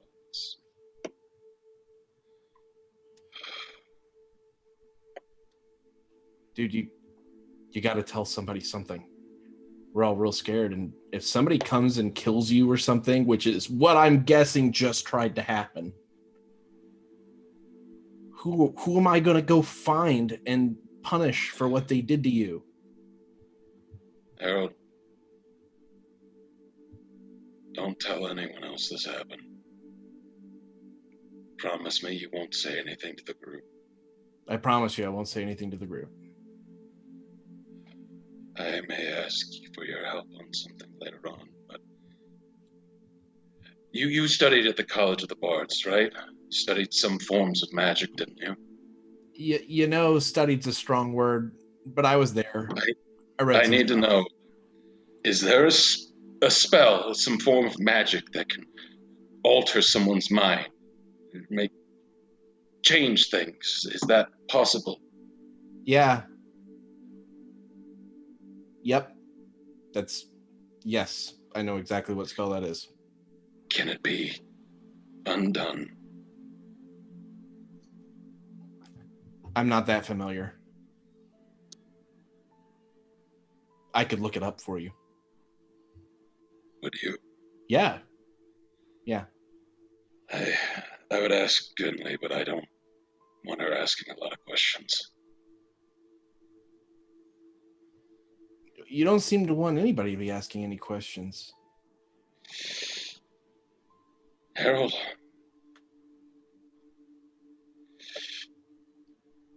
there are parts of my life I'm not ready to confront. And I don't know what to do sometimes. I just need time to parse this out and plan. Okay? I just want to remind you, you're a guy that thinks that as long as you've got it all figured out and planned out, it's all going to work out the way you want it, and because of force of will and because you've tried really hard. And I just want you to remember that, like, sometimes playing it by ear is the healthiest way. Sometimes you have to confront these things, and you can't just keep building layers of walls hoping eventually it doesn't break down the door. I mean, you know, I cut up bodies and I got drunk with Vinley and I cried it out, and I'm not over it, but I'm better. You know, everybody has their way of getting it out. You're trying to shut it in, and I'm worried about you because you don't process things in a healthy way sometimes, man. I'm just saying, and I'm not trying to be rude. You're like a brother to me, man. I hate to see you in pain. I hate to see you like this. It's killing me. And if it's killing me, I know it's killing everybody else.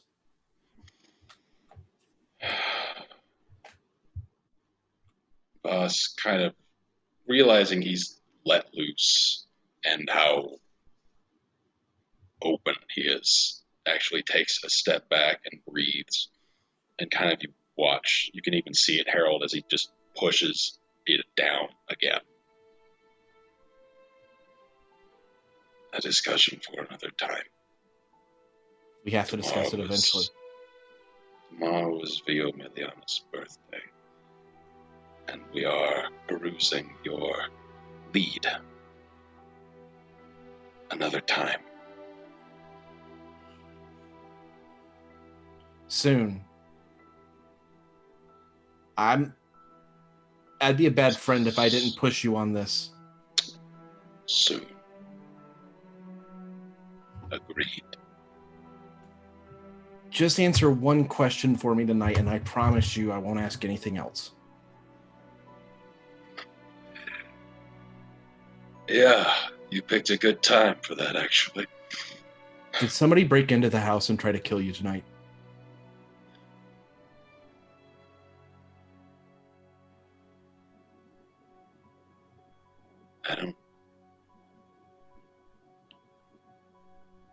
I don't think she wanted to kill me.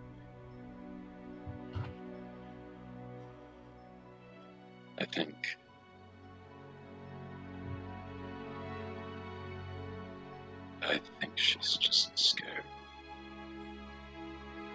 And I didn't realize this at first. I wouldn't have been able to lie to him about. Correct. And you have not said anything. Sorry.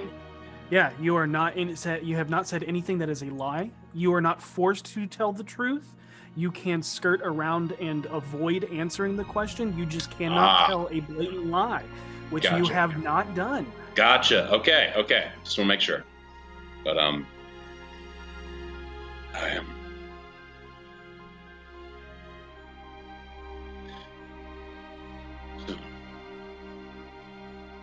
Soon.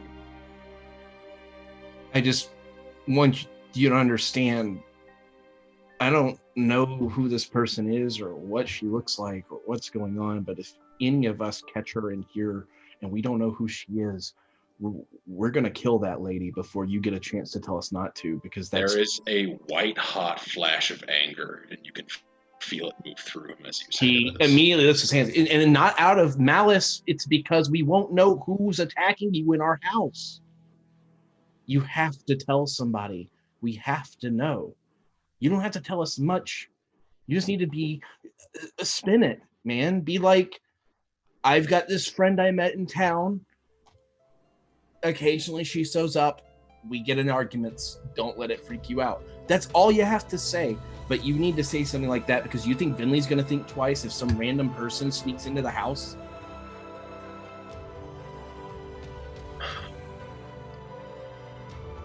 I don't know what the situation is. I think if you thought we'd be in trouble, you'd have told us by now. It's not that the team is not in danger. I don't think so either. That's not a problem. I know. I would tell you. I know. Hey, I know, man. I know. I trust you. Like, don't get it twisted. I trust you inherently. I think if you didn't tell me the truth, it'd be for a good reason, like with the fish. You've never lied to me about anything super vital yet, as far as I know. I don't know. I just was worried about you, man. I'm still worried about you. But soon, we both agreed. Soon, yes. Concentrate your efforts on tomorrow and everything on that end. I will. We have work to do. We'll see. You're going to sleep tonight, right? I don't know. Best of luck, buddy. And he's going to kind of give him one last look, like... As you do that, I say, I didn't fall off bed. Oh. Yeah. Well, that's a relief. I totally bought that. Yeah, well, I did. I hope everything works out for you, man. And if you need anything, you know, I know this guy who gave me some great advice, and I sort of owe him. So, and I clap him on the shoulder, and I head back upstairs. I just kind of watch him leave for a second. I slowly close the door behind me. And feeling honestly numb from the day's events, I just lean against the back post of my bed and just stare at the window. And if sleep catches me, it does, but if it doesn't... You've had a very long day. You started in Abeir. Yeah, and you did everything. You try and fight it with the emotions and the memories you are processing, but eventually you do just knock out. And as everyone can now take a long rest, hit the long rest button. And as morning finds you, we're going to take a break. And we'll be back in about 15 or 20 minutes. Finley, yeah. Yes. I have a question. Before I went to bed, could I have cast Gentle Repose on the leg, please? Sure. Yeah, of course. Thanks. Absolutely. All right. So if you haven't already, enter hashtag Eldritch. And we have something else to announce at break. We introduced a pretty fun NPC called Ukoria Stonemarrow, who is the head of the Magus and Protectors Guild. She is actually being released next week on Idle Champions as a champion with her and her Shield Guardian. And because of that, we have a gold chest code to give away. It is in the Twitch chat, so you can process that and get your free gold chest for Idle Champions, and be on the lookout next week for her to make her debut in Idle Champions. Yes, everyone can use that code. You just need the Idle Champions game. Yep, and that's it. So we'll be back in about 15. We'll see you in a couple of minutes. Hey, everybody, and we're back. Whoa! What a first half. Wow. Emotional roller coaster. Probably one of the best emotional roller coasters I've ever been on. Stuff happens, things were said. Go back and watch it. I can't even put that into words. Yeah, That's my recap. Yeah, the recap would be they have conversations. Strap in, bring tissues. Yeah. But the night's over. And it's a new day. It's a new day. Yeah. Like they're like, where do we go from here? Hold on. All right. You all long rested. Make sure you hit that long rest button and confirm that long rest. Yes, thank you. I can roll my dice. Yes. Go ahead and roll your potent my portent dice. Yeah. You have, as Alindra would say, you have foreseen this moment. You all gather together for the morning in the common room or in the tavern if you so wish. After having breakfast and completing your morning rituals such as Binley casting her flock of familiars and renewing the spell she casted last night, even though she I have a didn't lot need of to. friends at breakfast. Yeah. Yep. Even though she didn't need to, she just wants to make it one of those things as a ritual in the morning. And you guys begin discussing plans for the day. Hey, so we're doing this field trip, right? Right. And the best part about this field trip is that we're all going to be in disguises and not look like ourselves. That's the most important part of the field trip. I'm bringing At this point, Petunia's here, right? Yes, we'll say that because you told her last night, you gave her the option, and she shows up. Perfect. Why are we going to be disguised? Well, you see, I'm investigating one of Manshun's kind of situations there, looking for some weaknesses, and so the last thing we want if this thing's going to go well is for him to know that it's us. Excuse me, just Manshun? I've got a running tiff. We've got a running tiff. It's a small little, it's a beef. It's a small. He killed me. I'm gonna beat this guy's ass, but I have to do it very carefully. So that's basically the long and the short of it. Please don't go around talking about it. Okay.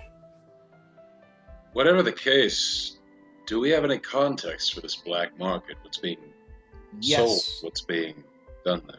Oh, well, not exactly. I know it's called Joaquin's Wares, and I know that I've met the guy. He's like a bald little human. His name's Maris Lint. Is it Linte or Lint? Lint, but you're thinking of the pawn shop where you know the black market is supposed to be at. You know Morris because you sold something to him a long time ago before you even got wrapped up with the rose. Right. Do I know whether or not he's tied into the black market? You're not sure. You just know your information was like, go here on this day. Yeah, this is how you get in. Yeah, the Winter's Wind is running the black market. Go to the Joaquin's Wares, which is a pawn shop in the Southern Ward. All right, and I will explain that. And I'm like, and so it's best that we don't get seen as ourselves. You know, I heard a story once about a phoenix named Joaquin. He was really sweet. A little crazy, but really sweet. So cool. I hate to be the obvious one here, and she'll look over to V and then look down at herself and then look back up to the other humanoids in the room, and she'll go, I've got it all worked out. Okay. Done this sort of thing a million times. Harold? Yeah. Can I bring a date? I don't know. I don't know that this is like entirely date material, but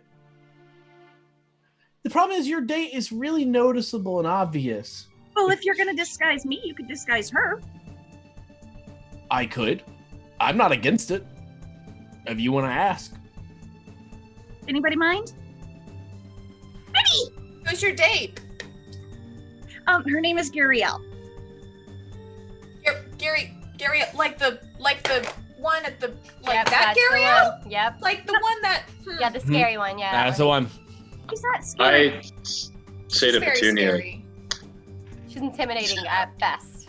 This may go against your moral statutes at Fort Gray. I would ask that you be a little bit flexible. Oh, I can do that. Insight. I would also like to make an insight on that one. Do they get advantage on that? Was that my thing? They also get advantage on insight rolls when trying to figure out if someone's lying? Or is that just me? Click on your item. It should tell you. Or your Not my item, it's me. your ability. It's under traits. It'll be under your features and traits. Look on D&D Beyond under your auras and see if that is indeed what happens. D&D Beyond. Your class speeches. I'm not gonna bother rolling against it. Voskin picked up that it wasn't that she was trying to hide the fact that she isn't going to be. She was trying to hide the fact that she was about to probably say something that could have been misinterpreted as inappropriate and decided to say something else. Just for future reference, if you're within 10 feet of me, you get advantage on insight checks to uncover lies. Like Voss would have been like, oh, she's basically what you thought. She was like, oh, I can be flexible. No, let's not say that here, Petunia. Oh my god. God. Boss takes this in, but just nods and does not question your tenacity any further. Look. I'm going to go see if she wants to come while you start getting everybody made up. Make a line. This is Manshoon's black market, right? Oh, I don't think it's his black market. I think it's just a black market that his guys might attend. Suddenly something clicking with him. Do people own the black market? Oh, sure. Somebody's or are they just part of it? I will let Voss know. He would definitely know. You all kind of know this, but Voss, because of Keen Mind and his past, the Zentarum is known as colloquially as the Black Network. They are a black market. Yeah. That is what they never do mind. all over Faerun. Then I was super wrong, 100%. And they are a shady organization, but they are a well-known faction that has been. I mean, you saw banners of them in the play you just did, which means they sent an army of members to fight against Tiamat forces. Yeah. So yeah, they're dark and shady, but at the same time, like, they're well known around Faerun for being reputable at times. They're kind of mafia. Right. Yeah, that's real. Mm-hmm. Yeah. Okay. Thought clicking in Voss's mind. Would be all right if we met there. I should be fine disguising myself. I'm used to this sort of thing. Okay. Something I want to take care of right before. Would you mind if everyone met there at say, I guess like 1-2 hours? How are we going to recognize each other? We'll pick a spot. And thinking about how much do I know about this part of town? It's the trades ward, so I mean you can just pick a spot in the trades ward to meet. It's super easy to do. Pick a spot in the trades ward. Southern ward. Sorry, Southern ward. Southern ward. I pick a spot in the the Southern black ward. market's not like a specific time, is it? No, you knew that it was from sunup to sundown. Perfect. Cool. Awesome. I'll be the one with the 2 companions. Boss. Right. Take I your will- coat wraps. What should I do to disguise myself? I got you. Don't worry. I got an Okay. idea. I mean, Alright. I have my cloak that I can change into. Bring the better. cloak, but we have to make you not a Goliath, and I know how to do that. Can you I pull make out the me mask. blonde? I I'm want to like- try being blonde. I could try. Okay. All right, meet up with you guys at the place boss mentioned. Go team! Go BFGs. Go BF! Eee. Okay, so Harold, Petunia, Vinley, and V stay behind. Seisha goes down to the dock ward. And Voss, I'm not sure where we're going with you yet, but we'll get there in a second. Okay. Seisha, you find yourself back down, taking your horse, back down in the shady streets of the dock ward, where the stench of the fish fills the crevices unkept by the Dung Sweepers Guild. As they clean the streets, it just pushes the fish guts and stuff more into the cobblestones that bakes into the summer sun. It smells like Rainier's. Yes, it does. The signature smell of the dock ward. Womp womp. You make your way back to the tavern that sells one thing, that is to get cheap, drunk ale that's very watered down and has the anchor embedded into its roof. And as you walk in, you look around and you don't see Guriel at the bar. You just see a couple drunkards, the usual people that you see there, and Arrakis behind the bar. She'll approach Arrakis. Hey, is Ariel around, or is she still at her show? She is busy today. Oh, okay. Well, Doing can rare stuff. you Is let her there know I dropped by? Of course, she was delighted with your letter. Okay. You read a really nice one back. You received it. Good. I'll let her know. Thanks. Can I offer you something to drink? Sure, I'll take one. Okay. And it is 2 nib for the hour. And you just have one Oh, a bog water? bog water beer. I can't be rude and say no. It's the chunks that make it good. Drinks like a it's- meal. Very chewy. Yeah, it's you drink it and then it's like you got a nice like beer gum. Yeah, just Do like the a rest film, of a the good film. Beer gum. Oh God. And she'll just kind of be Seisha and make small talk with Arrakis, and when that's done, when she finishes her beer, she'll thank him and get back to her horse and head back to the tavern. Sounds good. Voss, where are you going? I'm going to Mertz. Okay.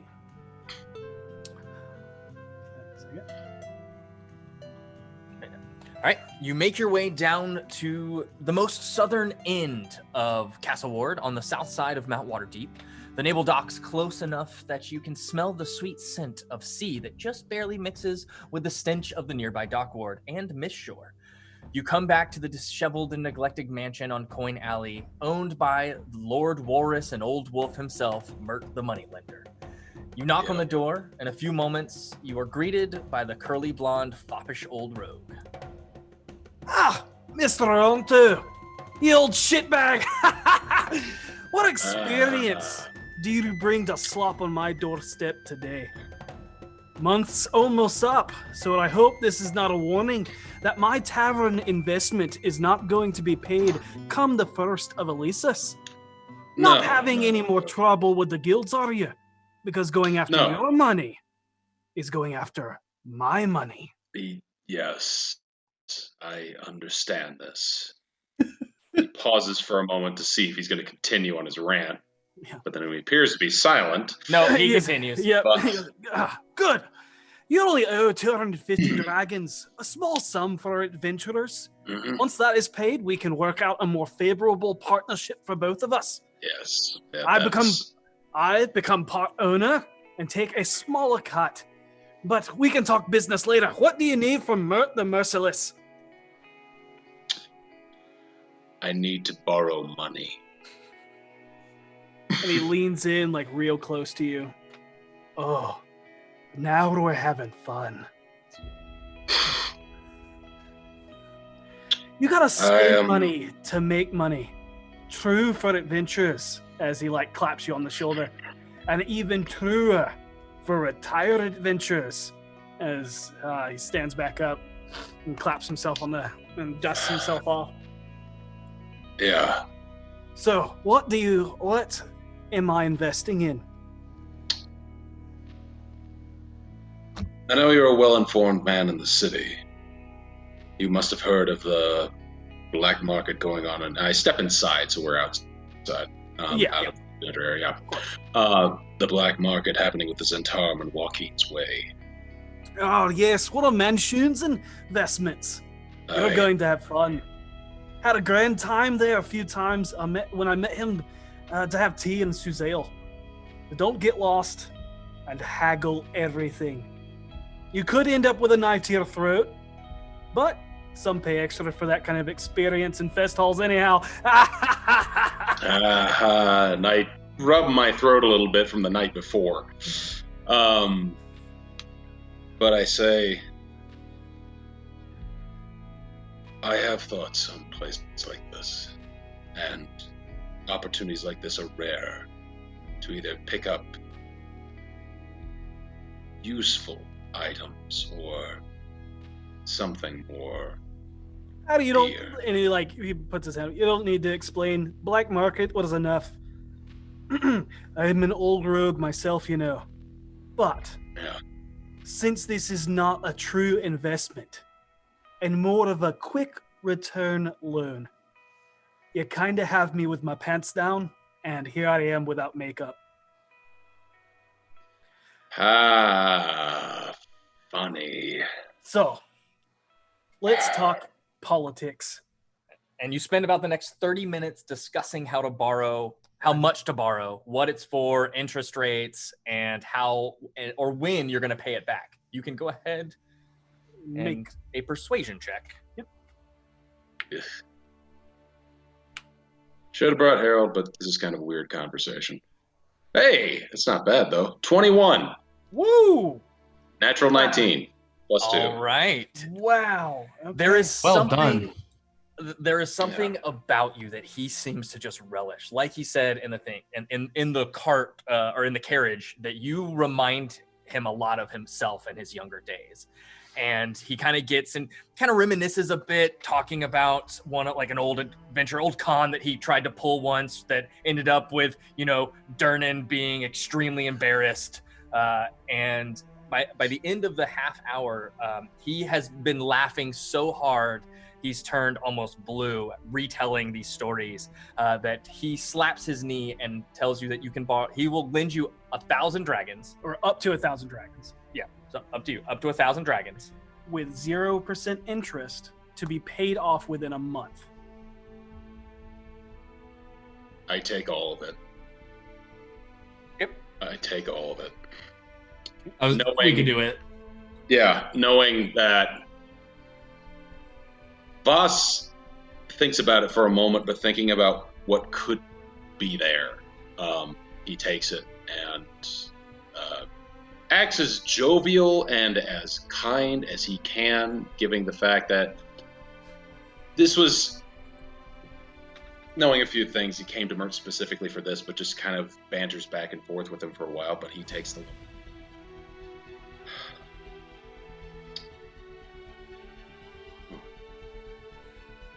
All right, and as you go to leave, some words of advice. Spend it on returning investments and not on some beauty blessed by Sune. That's what the profits are for. Aye. I'll either be spending it on something deadly or something I really need. Don't think that a Sune priest is not deadly. They get you when you're most vulnerable.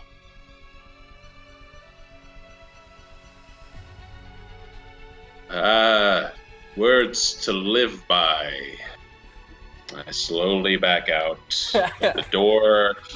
If you want to make a religion check, you can. Yeah, I was about to. It's like, do I even know what that is? I do not. That's a 5. Yeah, no. No. I just smile and nod. And The as old man you who could kick my ass. Yep, and as you continue on and make your way towards the meetup, what are you doing to disguise yourself?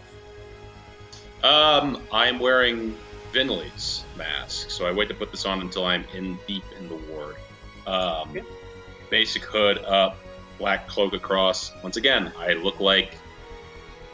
Now that I'm thinking about it, I don't. I look like everyone already. Can I disguise myself without a disguise and not be recognized?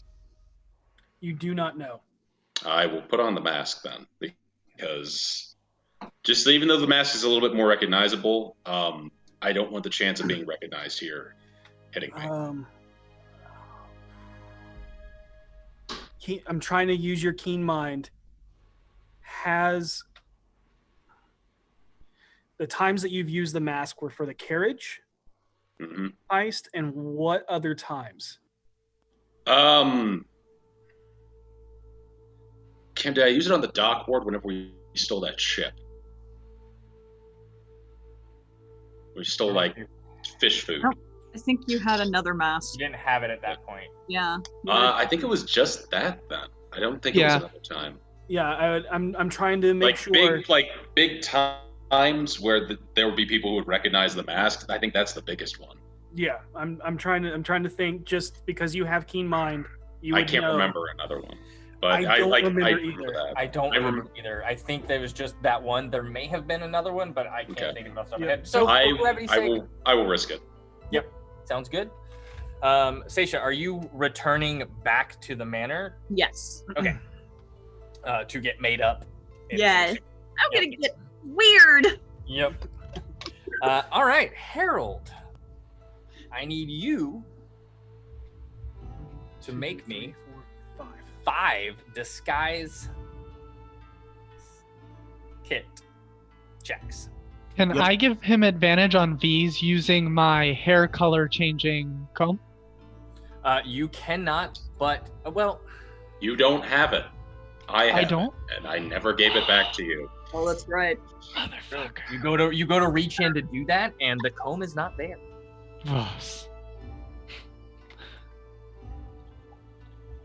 All right. So let me see. What is that roll exactly? It is going to be your proficiency bonus. Yep. Plus your. Hang on. It's either Dex or Intelligence, your choice. Dex or Intelligence? Well, Dex definitely. And the disguise kit. I guess that's what gives me the proficiency bonus, doesn't it? Yep. Okay, here we go. This isn't terrifying or anything. I'm gonna try. Who are we starting with? We're gonna start with V because I'm gonna make her as cute a furbolg as I can. Okay. I want to and I'm going to try to make her hair blonde as well. We'll see how that works out. Okay. Oh my god, your hair's gonna end up orange on your fucking birthday. Jesus Christ, I hope this doesn't happen. There's nothing wrong with orange hair. No, I'm not saying red, beautiful. It is when it's a bleached black. I'm talking Lilu. I'm talking. Uh-huh. Oh, not bad at all. 19. Okay. All right. Who's next? Let's do Petunia. Okay, what are you making Petunia look like? Petunia is going to become a goblin today. Oh boy. He's gonna be a chunky goblin. Oh my god, that was even better. 24. You're a choblin. Do I look brave? Oh. I think not. Let's see. I was going to say not at all. Seisha's next, right?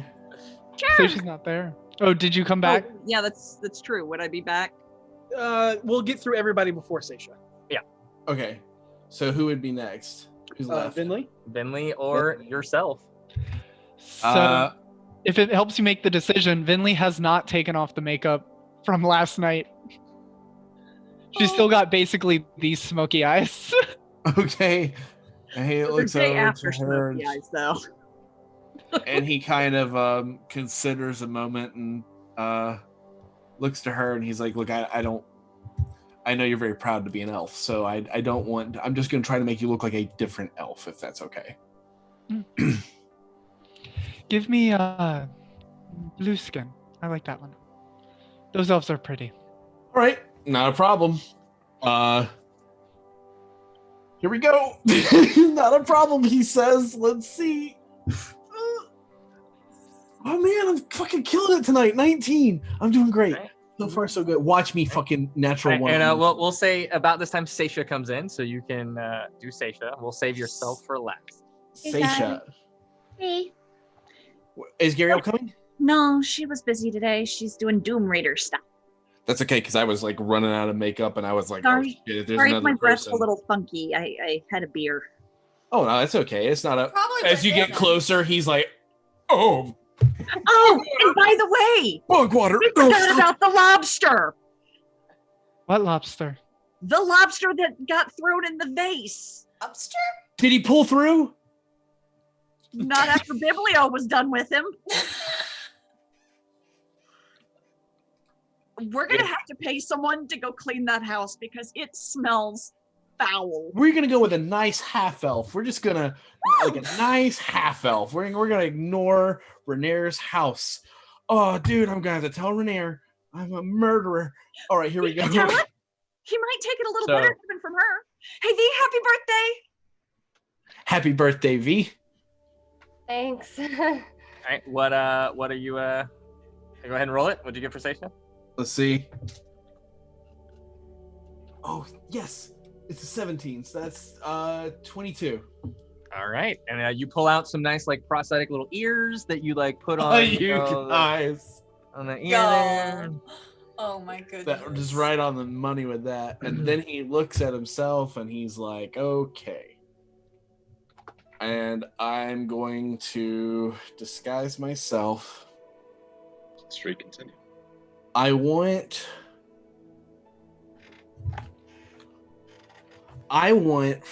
to make myself to look like at a distance. If you were like not paying attention, you might say, "Oh my God, was that Manchun?" But if you were like looking at me directly, you'd be like, "Oh, well, that's not him." Okay. That one will have to be intelligence. Yep. That's fair. Yeah. Oh God, I want this one more than any of the other ones, and it's gonna be the one I won't get.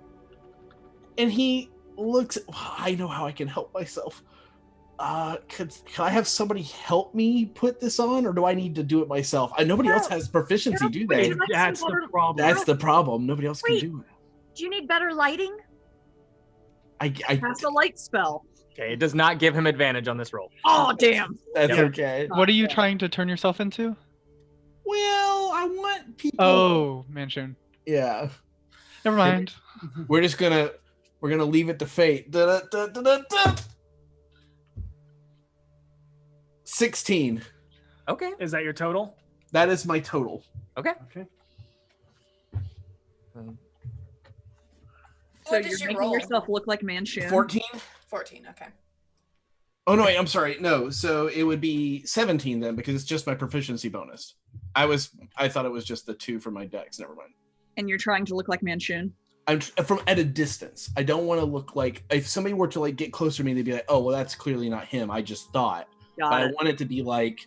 So if rumors come around that like, hey, there was a guy who looked like Manchun walking around down there. Fair. Like, Okay. I'm building up the Red Wing. Okay. Yep. Got it. Fine. We have all of your things. Dude, this is- Boss, Love just this for stuff. shits and giggles, give us a disguise kit or a disguise check. I actually do have a disguise kit. I took one from whenever we were raiding.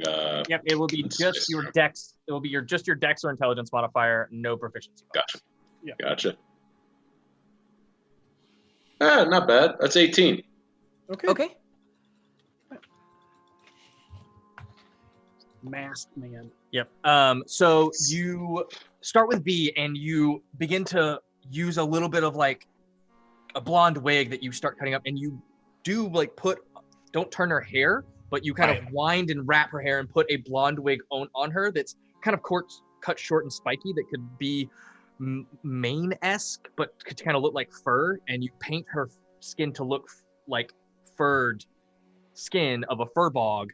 You put a prosthetic nose on that widens and flattens out her face and blends into her brow. And you step back, and she is a blonde furred furball. Petunia. He looks over at her and he's like, "This is the weirdest birthday we've ever had." And Petunia, you frizzy her hair even more and really make it poof out. I don't need a lot of help with that. Use green makeup and shadow. You put a big prosthetic nose on, prosthetic. Yeah, you guys might know a thing or two about this. You know, and really give her that, like, you know, that goblin glow. Goblin, yeah. And Vinley, you give her that soft blue skin. It's not like deep blue, it's soft blue. And you pull out in your disguise kit a fishnet stocking, and you have her stretch it over, and you powder it to give her little scales that go up the side of the cheeks that highlight the cheekbones and make it look like she has a scaled skin. And as you turn her into a sea elf, Seisha, you actually take her hair and put it up and put a short brown wig, and you actually make her up, and Seisha actually looks masculine with the old like masculine armor she's wearing. She actually looks male instead of female. You look cool. You do. And Harold, you walk by a mirror, just doing a quick glance. And yeah, you look very passable as a quick glance Manchun. Oh yes. Harold? Yeah. Can I punch you? No. Why? You just. I look real punchable right now. Look so Please don't punch him. It's working. Yeah. To heighten the unrecognizability of Vinley's full disguise, she's going to doff her robes, and she will have a dagger on her hip, like kind of placed there, and so that she looks more roguey and less wizardy. I just want to be clear. Harold knows that his order is ready today, correct? Yes, he does. Okay, cool. Just making sure. V, as you send off the paper bird, and it disappears, first thing when you wake up in the morning, you get one back as you are getting ready to leave. And as you open it up, it says, "My dearest, I'm so sorry. Work has pulled me away, and I'm going to be busy for most of the day, if not through the entire evening. I'm so sorry, and I hope your day is full of joy and happiness." Harold looks over and sees, well, he's just watching to see, like, he's hopeful. It's my own fault for asking so last minute. Oh. Are you okay? Yeah. It's no big deal. He he kind of nods a little solemnly, like, oh God, like really, really nervous for her. You know, you can feel this sort of like, oh shit. He doesn't want anything to happen bad on her birthday. So he's like, I'm sure everything will work out. I promise. We'll see. I'm sure things will work out. Okay. All right, birthday girl, let's go to a black market. Yeah. Let's go buy some fenced goods. Harold, have we ever been to the black market? No, I never took us. Back then we weren't really like ready for the big times. These days, I mean, like, we can really knock this place apart. It would be awesome. But today we're playing it cool. We're playing it real cool today. Right. Maybe we can Think of it like your birthday shopping spree. We're trying a new shopping spree with your new name and your new life. Wait, we're doing everything different. Should we go by secret names since we're in let's have secret disguise? names. I think that's fair. Perhaps, Seisha, you should just not mention your name. Right. That's Harold too. That was good. I liked it. That was We good. could just call you sir. Right. Oh. She's looking pretty bright. My pants are feeling a little. My pants are feeling a little tight. Yes. All right, so as you go to leave, you are met by a young man in a well-fitted tweed trousers held up by thin leather suspenders. A leather satchel is slung over his shoulder that you instantly recognize as a bag of holding. He looks up you and gently asks for Lord Seeker Seisha Valispard, please. She's upstairs. I can take it. No, hi, it's me. And he kind of looks at you like, okay. And he hands you a very fine letter. Tips his cabbie hat, heads on to his next delivery. The envelope is velvety smooth and not textured like vellum or parchment. Across the front in shimmering ink reads Lore Seeker Seisha Valispard. As you turn it over, you see a seal of red emboldened by a gold-leafed pressed G. Has B noticed I got this? Like, is B paying attention to the seal, like what's on it? Or is she I don't distracted? think so, no. Okay. So she's just gonna slip it in her pouch. Okay. Okay, not gonna read it? I will once we're underway and B's distracted. Okay, we're gonna I don't want to upset her on her birthday. Got it. We'll send it to you. Okay.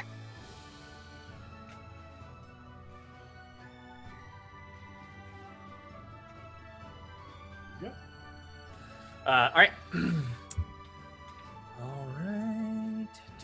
You all make your way to the meeting location where the 7 of you meet Voss down at the meeting point. Yeah, it is 7. Yep. And you head down the high road after you meet together on Dragon's Way. It leads down into the heart of the Southern Ward and splits the Dock Ward and the Southern Ward. You follow Harold's old memory of where it might be and end up in an alleyway adjacent to Slop Street, teeming with businesses. Voss and Vinley, you remember this area as you pass the tri-colored triangular building at the end of the crossroads and recognize it as the House of Good Cheer, the Temple of Lyra. You pass businesses selling mundane adventuring equipment, silversmithing, tradesmith clothing, cartography, and more, giving you the feeling of being lost in the trades board. You take note of the multiple taverns and inns surrounding the area. B, you come to an area you recognize, the iron-gated Temple of Helm's Hall, where you and Renair found healing and respite after your encounter on the Griffin Ride. You remember it to be the holy orphanage devoted to taking in destitute children and building them up to be guardians of the city within the Watch, and guard in the name of Helm. In the center of this winding alley are 2 massive buildings. 1, a city watch and guard post that looks down upon the surrounding area, adorned with the blue city banners of the sea and mountain below a crescent moon. The Southern Ward banner depicting a pugnacious black mule in rampant pose on a field of red and white. Colors said to represent the blood and tears of the people of the Southern Ward that they have shed during their labors. And the strange added silver banners of a gold Joaquin coin stamped with a face of a woman. However, what draws your attention the most is the building with 2 dilapidated towers built up the old remnants of an old stone manor. Unkempt vines creep up the 40-foot and 60-foot towers surrounded by overgrown and dead bushes and what looks to be glass humanoid statues overgrown by flora. It looks abandoned like an old, haunted, ominous mansion that everyone seems to naturally avoid. But you guys do not see the pawn shop called Joaquin's Wares. No, I'm telling you, it was right here. It was, or maybe it was the next street. It was, I would like to attempt to investigate to see if there's an illusion present. Oh, I don't know if I could assist with that or not. You can go ahead and roll to see if there's an illusion. How did you describe the coin again? So on one of the banners, there's a silver banner, and on the end of the silver banner is a gold coin that's stamped with a woman's face, and you know this emblem to be Joaquin, and she is the coin maiden. She's the goddess of merchants. Yeah. Okay. The 19. 19? Yes. Looking around, you do not see any illusions. I go up to the statues by the door, give them a once over, see if there's anything here that might hit them. As you go to walk towards this mansion, these 2 towers built on top of an old mansion, you are stopped. You literally run face first into an invisible wall. Everyone, and I place my hand on something and lean against it so that they can see obvious. I was going to ask why your face got all smushed while you Oh, I'm glad I didn't find that. I turn towards the magic users of the group and say, ideas, thoughts? Does it appear to be the same thing we saw in the alley Blue Street alley thing? Similar? Okay. Yes. Yes. Well, entranceway. Maybe we have to meet someone somewhere and get the token to go through? Did they say anything about that, Harold? Harold, you know for a fact when you went, you did not go into 2 massive towers. You went into a shop. Yeah, I explained that. I'm like, I am completely confused. I have no idea what this is. This was not here last time I was here. It was there last time. Oh, it was? Okay. Yes, 100%. 100%. So it was all there. It's just there's just no shop. You might be right in the sense of like it was right here. Maybe it's the next street over type of situation. Like you haven't been here since. Yeah, exactly. I could be completely wrong. It's been a wrong. while. I run my hand across the wall, slowly looking for any kind of catch, marking, or engraving. It is smooth. How far do you go? I guess until I'm stopped by another building. This building is in an open market. Yep, it is a standalone. Okay. I'll say 20 feet. You move 20 feet down, and it continues. I circle the building and see if there's anything. You circle the massive towers, and this wall, this force field, basically is completely surrounding the entire building. I pull out. Oh wait, what is Ray was going to do something? I think I was going to say, I don't even know if this would be relevant or not, but would I think that casting see invisibility would be relevant here? I guess I can't really until it says and see invisible creatures and objects as if they were visible. Maybe you could roll. Do you want me to identify it? I think it's a. I don't know if Harold. It might just be a force. It might not be hiding something. It might just be there to be. If it's magical, then I can tell how it works. Are we sure we're at the right building? I'll let wait me till just- this is over. Maybe we should just take a quick look around and make sure we're at the right place. Okay. I pull out a coin. Okay. Nibs, silvers, gold, coppers, or platinum. I have all of them. Any of them have a woman's face on it? No. Okay.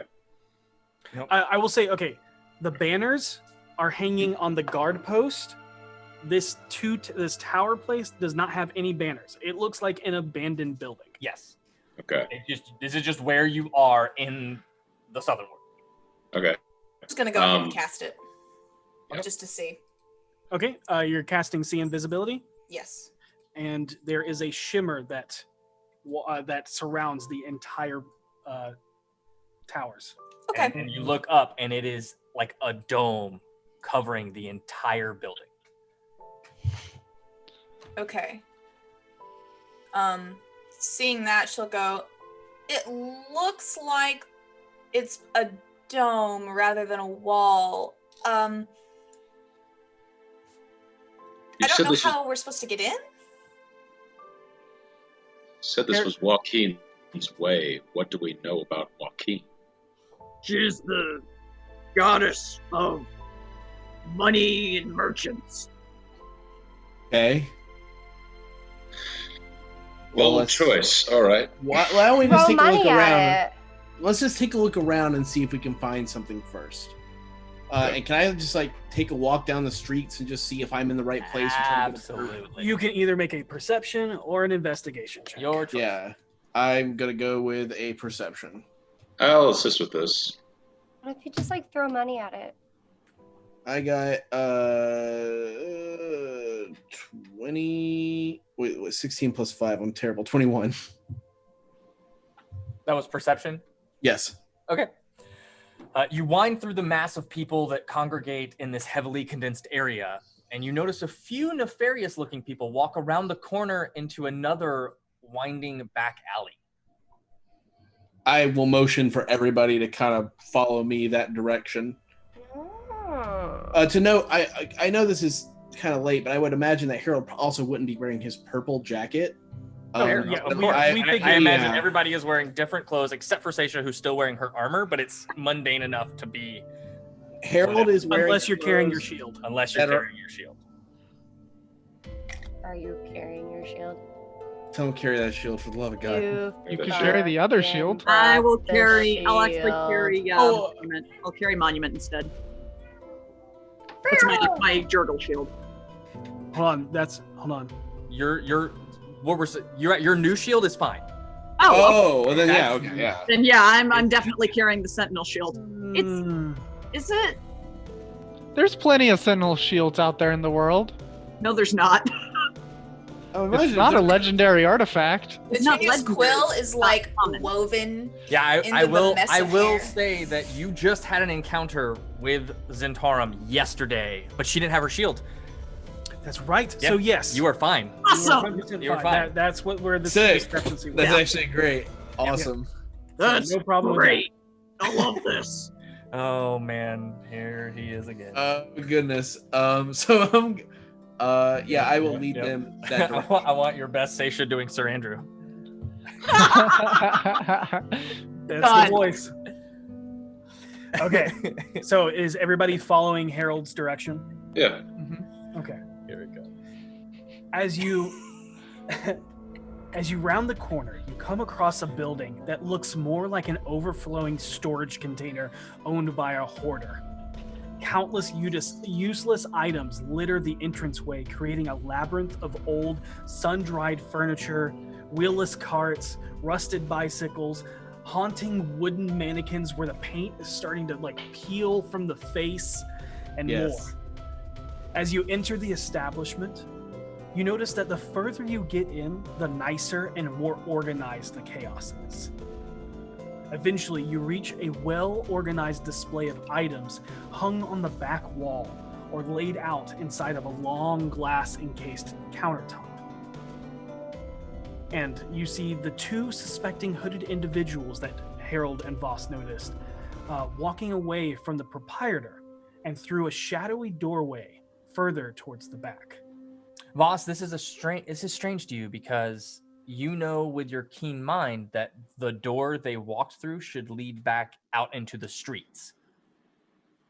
Sitting behind the glass counter is a bug-eyed man with large round ears, a thin but perfectly coiffed cob over, and a wide rounded comb-over, wide rounded, pitted, and lumpy nose.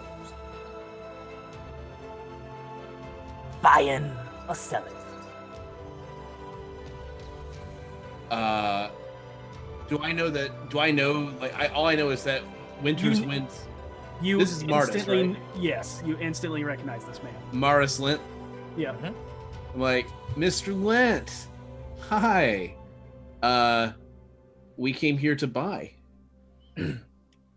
Well, what do you got? What do you want? Depends on what you have. We'd like to sample your wares. Just take a look around. He just kind of looks around and goes, is this, do I get the feeling like we're there yet? I want to be where they were. So I look at him and I was like, I'm like, oh man, the only thing I know is Winter's Wind. And I'm like, oh my God, do I say that? Oh Lordy. I'm going to go ahead and just be like, what time of year is it currently? Summer. Oh, it's like the middle of summer. It's like I will, like, I don't know, man. I'll take a look around. It's just so hot out today. I'm waiting for Winter's Wind to hit us. Why didn't you say so? Like, just come in. You gotta say it. You don't need to be cryptic. Like, fucking no, Jesus Christ. I'm just fucking with you. That was good. That was a good one. I gotta remember that. All right. Price is 10 dragons an hour per person, up to 8 hours paid up front. So, how long will it be? I looked at everybody else and I'm like, we need to be back sometime tonight for something I'm doing. Well, I think that it would be What time is it now, guys?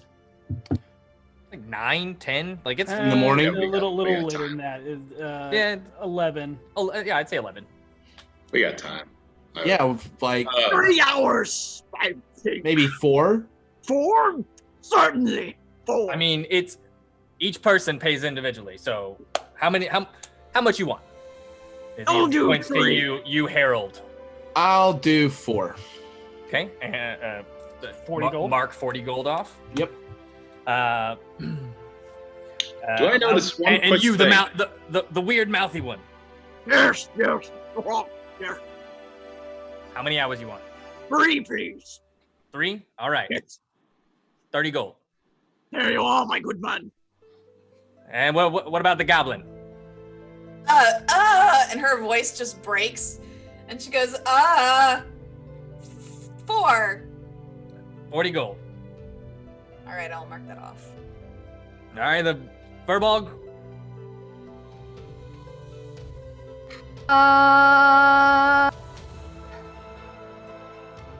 40? 40 hours? No, it's 4. I meant 4. All right, 40 gold. Sorry, I meant, okay. Harold grins and just pats her on the arm, like reassuringly, like it's the sea elf. 4, please. All right. And then 40 gold. And then, Do I notice that Harold looks somewhat like Manchun? Oh, 100%. Okay. I slink glide across, and I want to assume a position as if I am guarding him. But I do come across. Oh, I love it. Oh, that's good. Okay. And glide in, and I say, "With your permission, sir," and bow to him slightly. May I peruse a bit longer? Of course, take your time. I would like the full time, then, please. All right, 80 gold. 80, I place 80 gold on there. Okay. And he points to one of your masked undead. How much for you? Oh, this one doesn't speak much. All right. He isn't necessarily a buyer either. Don't matter. He's a body. If they're yours, that's fine. You gotta pay for them. Harold looks very surprised. He's like, okay, shit. I again go to Harold. Borrow some money, my dear. I go to Harold, and I say again, Sir, we may need as many eyes as we can get. I will gladly pay the fee for our silent companion. Oh, it's fine, good man. I've taken care of it. As you wish, sir. And how much? 4 hours for each. On the inside, V is secretly loving every moment of this. So Best 40 birthday each. ever. So another 80 gold. Got it. All right. Thank you. As you are all paid, right, the older man takes one of 8 cold black iron brandings and presses it into your palm. There is no pain, no searing flesh, or icy cold burn. However, you do feel the arcane rune embed into your skin that now looks like a silver iridescent tattoo. All of you, all in points to the ones, have 4 hours. You have 8. You have 3. Once you walk through that door, I wouldn't be late getting back. Time is something you can pawn or buy back. Time is not something you can pawn or buy back. Also, know that once you step back on this side, your contract of time is ended, no matter how much time is remaining. Good luck and happy shopping. Thank you. What does he do to the big guys? Oh, he looks at it and he just, without missing a beat, just stamps it. Makes no of skeletal whatever. Yep. Tight. Yep. But they do have skeletal hands. You don't have gloves on them. Oh, they have gloves, but I will remove them for the stamping. Okay, yeah, and he stamps into the skeletal piece and does not. Nope, doesn't bat an eye. We'll go in. I like this place. All right. All right. You feel the glaive of your hand grow very cold as you watch a silvery winged serpent wrap its way around your wrist as an icy silver bangle as you step through the seemingly normal doorway. The world yaws slightly and your foot lands on the other side. You find yourself in a bizarre scene. Standing just inside an ornate and tarnished gateway of gold, you look out into what seems to be an endless rows of vendor stalls and dark figures. You wait for your eyes to adjust, then realize something isn't quite right. The lights of the vendors only illuminate their own shop before dying rapidly into deep shadows of the market streets. No one is carrying a light spell or even a lantern as they walk. You pick up on that eye contact is clearly not expected nor wanted in this area. Ill-kempt fabric stretches out atop the front of several spots like makeshift awnings, through for what purpose isn't clear given the dusky surroundings. Both elaborate and simple signs can be seen in almost every language imaginable, and some that you believe are probably just made up. One sign in particular stands out as it sways gently beneath an ornate curled and worked iron. The sign, made of brightly polished redwood with natural edges, simply reads, "Entry," in all caps. And as you begin to walk forward, you see a panicked, roguish woman running as fast as she can directly towards you. Do I recognize her? No. Okay. I step out of the way then. Okay. And as you all do, she barrels through you, brushing you aside, and slams into the dark cobblestone wall. You watch as she frantically searches the wall as if looking for a hidden secret door. No, it was just here. The door was just here. I saw it. Where did it go? She turns back and begs for your help. Where is the door? Can you show me the door? Please show me the door. She desperately grabs onto your shirt, boss, as you watch the silver ethereal serpent begin to eat its own tail as it tightens around her wrist before shattering like glass that fades away like embers. no. Where's the door? Where's the door? And she'll just go back to the wall and start slowly making her way around, very similar to what you did to the invisible fence that was around the towers. First off, not to sound a bit unempathetic, is my coin purse still on me? You go to check, it is. 100%. Okay. I make note of this mentally, but knowing that there's nothing I can do for this woman, I press back on. Harold shakes his head as she continues on. He goes, I guess this is what happens if you run out of time. That's not terrifying or anything. Can't we shut the door? I don't think it works that way.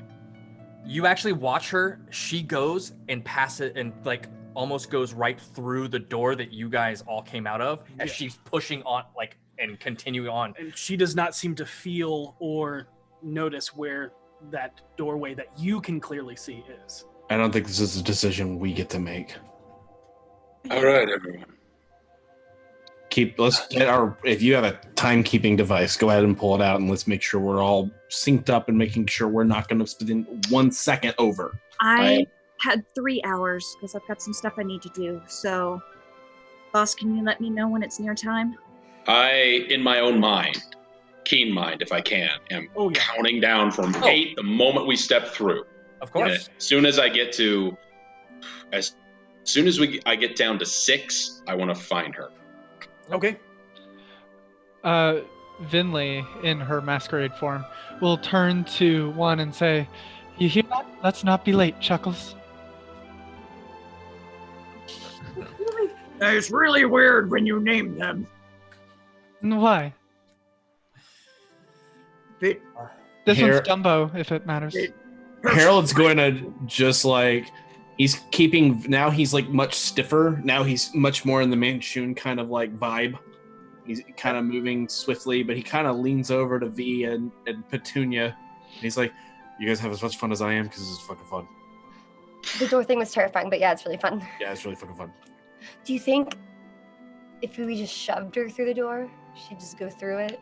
I don't think so. I think they've thought of shove-proof technology by now. And I'm going to look over to Petunia. What about you? Are you having fun? She'll kind of like, she looks a little shaken, and in fact when that entire ordeal went down, it looked as if she was going to reach to take Harold's hand, but then she looked around and kind of retreated back. Oh, what a heartbreaker that is. And looks at the ground.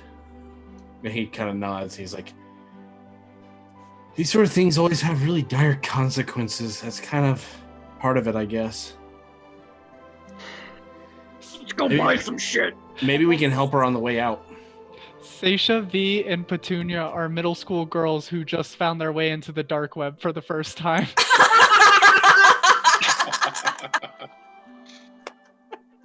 Oh my God. Amazing. All right. So we'll take a look around.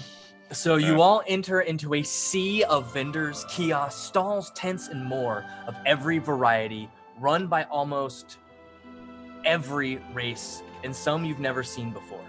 The wild smells of street food vendors fills your nose, along with the scent of incense, herbs, old books, potions, and exotic creatures.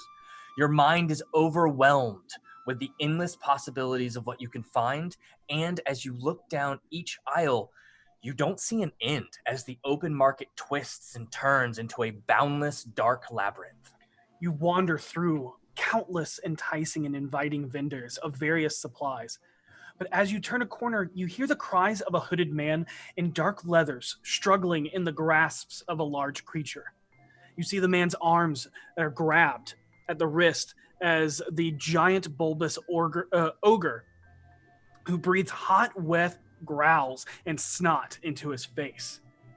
What unsettles you is that the man's wrists end in curled and folded lumps of flesh in the absence of his hands. And a dark blue kobold standing at the feet of the half-ogre prods the dangling man with a stick capped with a live scorpion as he tries to sting him. My hands! What happened to my hands? You steal. I swear, I didn't. No. The band not lie. Make hand gone. You steal. Now give back. Okay, just stop prodding me. It's in my back pocket. The man's pockets are rifled through as an object is retrieved, but his hands do not come back as he drops to his knees and sobs. Harold kind of grits his teeth. He's like, okay, not fun anymore. And as you all watch this scene play out, you hear a familiar voice echo out from behind you. Thieves receive no sympathy here. The honor amongst them is you do not steal, or you will be stolen from tenfold. The old, blind, purple-skinned hedge-witch tiefling holds up her 10-aged, spindly, and wrinkled fingers and folds them into a fist. A startling echoes out from the dead raven resting on her shoulders. So, what be bringing you here? You may look different, but you still smell and move the same. Mama sees more than you might think. Well, I was really trying to move different. I mean, hi, Mama.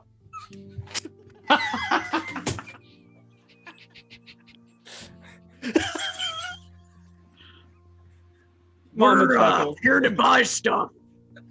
I'm on my way. If Mama can stop chuckling, she will respond. You broke, Mama. Oh, you can find anything here. Anything you wish, if you know where to look. I prefer the rare herbs and components I need for my old magics. Most things here are also cheaper.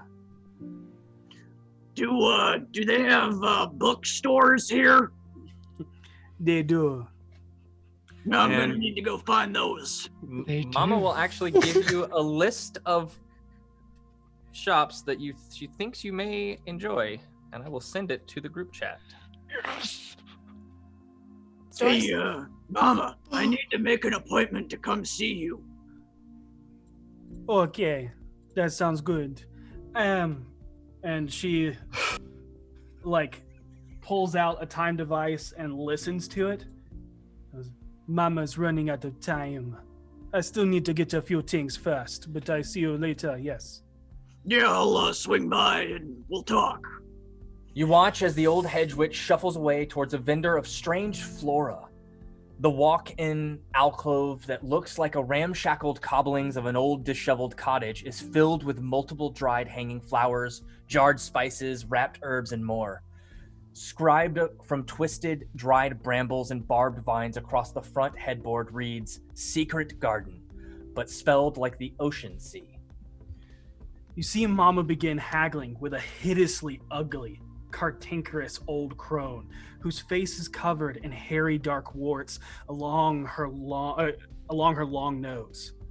Her hood hides most of her greasy, spindly, long, thinning gray hair, and one of her eyes bulges from the deep socket and peers around as if to have a mind of its own as it catches the presence of another peering through the shop. A dark-skinned man that oozes charm, wearing the Zakaran gold and green robes of nobility, similar to that of a Persian sultan, looks over a dark crimson bulbous tuberous plant that looks like a mandrake root. From his head rains a waterfall of thin, well-kept dreads that fall just past his chest to the waist sash that holds a sheathed ornate Jambia dagger. To each side hangs identical ornate blood-red Damascus steel scimitars. The man buys a few of the dark red roots for a heavily reduced haggled price after kissing the hand of the old woman and makes his way back into the Sea of Thieves. What are you guys doing? I would like to, really quick, because she's experienced with this place and I'm not, take Mama aside if I can just for a second and let her know the importance of this question that the other group cannot hear it. Okay. But I ask her secretly, is there a place in here to buy slaves? There's not. Boss inwardly partially breathes a sigh of relief, but partially is somewhat disappointed. Just because he can't continue his search. But nods. There may be some of them here, but there's not a market for it. I know. And I join the rest of the group and thank her. Okay. I have a couple curiosities on this list. I was gonna say, I assume she shares the list. Yes, she gives you a list. You when her eyes go down the list, she stops on Tomb Raider, and you've never seen Petunia's eyes light up so like, Tomb Raider. Tomb Raider. Never mind. His Either eyes way. light up on that one. But her eyes would still kind of light up, not quite as much, but they would light up. What do you guys think the blind unicorn is? I don't know, but I know we're gonna check it out if you want to. Oh man, you know, you've all heard of thieves can't, but have you heard of thieves can? Well, thieves, damn, we gotta check that out. Oh, slam. So what else we got? I'm gonna run and check Tomb Raider. I will come with you, I actually. would love to come with you. All right. Okay, bye everyone else. Let's go, y'all. Be safe. I mean, we only have a limited amount of time. Yep. And I will wave to them. Finley, Seisha, and Petunia head off and start heading down. What are you doing, Harold, V, and Boss? I look to V and I'm like, it's your birthday. You get first choice. I'm curious to know what the blind unicorn is. It sounds like a great name for a tavern, but I know that can't be it. Well, I doubt it is, but I'm right there with you. I'll check it out with you. What are you doing, Voss? I look at a lot of these. Some of these are fairly odd. I'm going to check out weaponry first. I will join you later. Which one of these is a weaponry? Secondhand smiths. Okay, but is there like a first-hand smiths? I will tell you whenever I get there. Okay. All right, but as we split away, I flourish bow to him, to Harold, to try to in a way to kind of draw attention to the fact that I'm doing it, but also making it clear that I'm a supplicant. Yeah, and I'm going to give him a look as if I'm tired of his shit, and just keep walking forward. But he'll have a look. If he's him looking right in my eyes, can see I'm playing into the act. But it's Harold, for us, make a performance check for the time that you are here. Oh, Lord knows I'm terrible at this. Let's just see what I end up with. Oh well, not as great as I'd normally be. 16. Okay. Noted. All right, so as we'll start with our 3, and then move to the 2, and then the 1. So, Stacia, Petunia, and Vinley, I need one of you to make me a survival check. Ooh, hold on. Hey, what I got? Not me. I got a 3. Ooh. I've got a 2, so go for it. I got it. Oh, I thought you rolled a 3. What is it? I can't. Can y'all see that? That's a natural 20. It's the D&D Beyond, or the D&D ampersand. One of these Right. guys. It's as you are moving and going, all of a sudden the goblin trips and stumbles over the shoelaces that still aren't tied and lands face first down in the middle of a stall.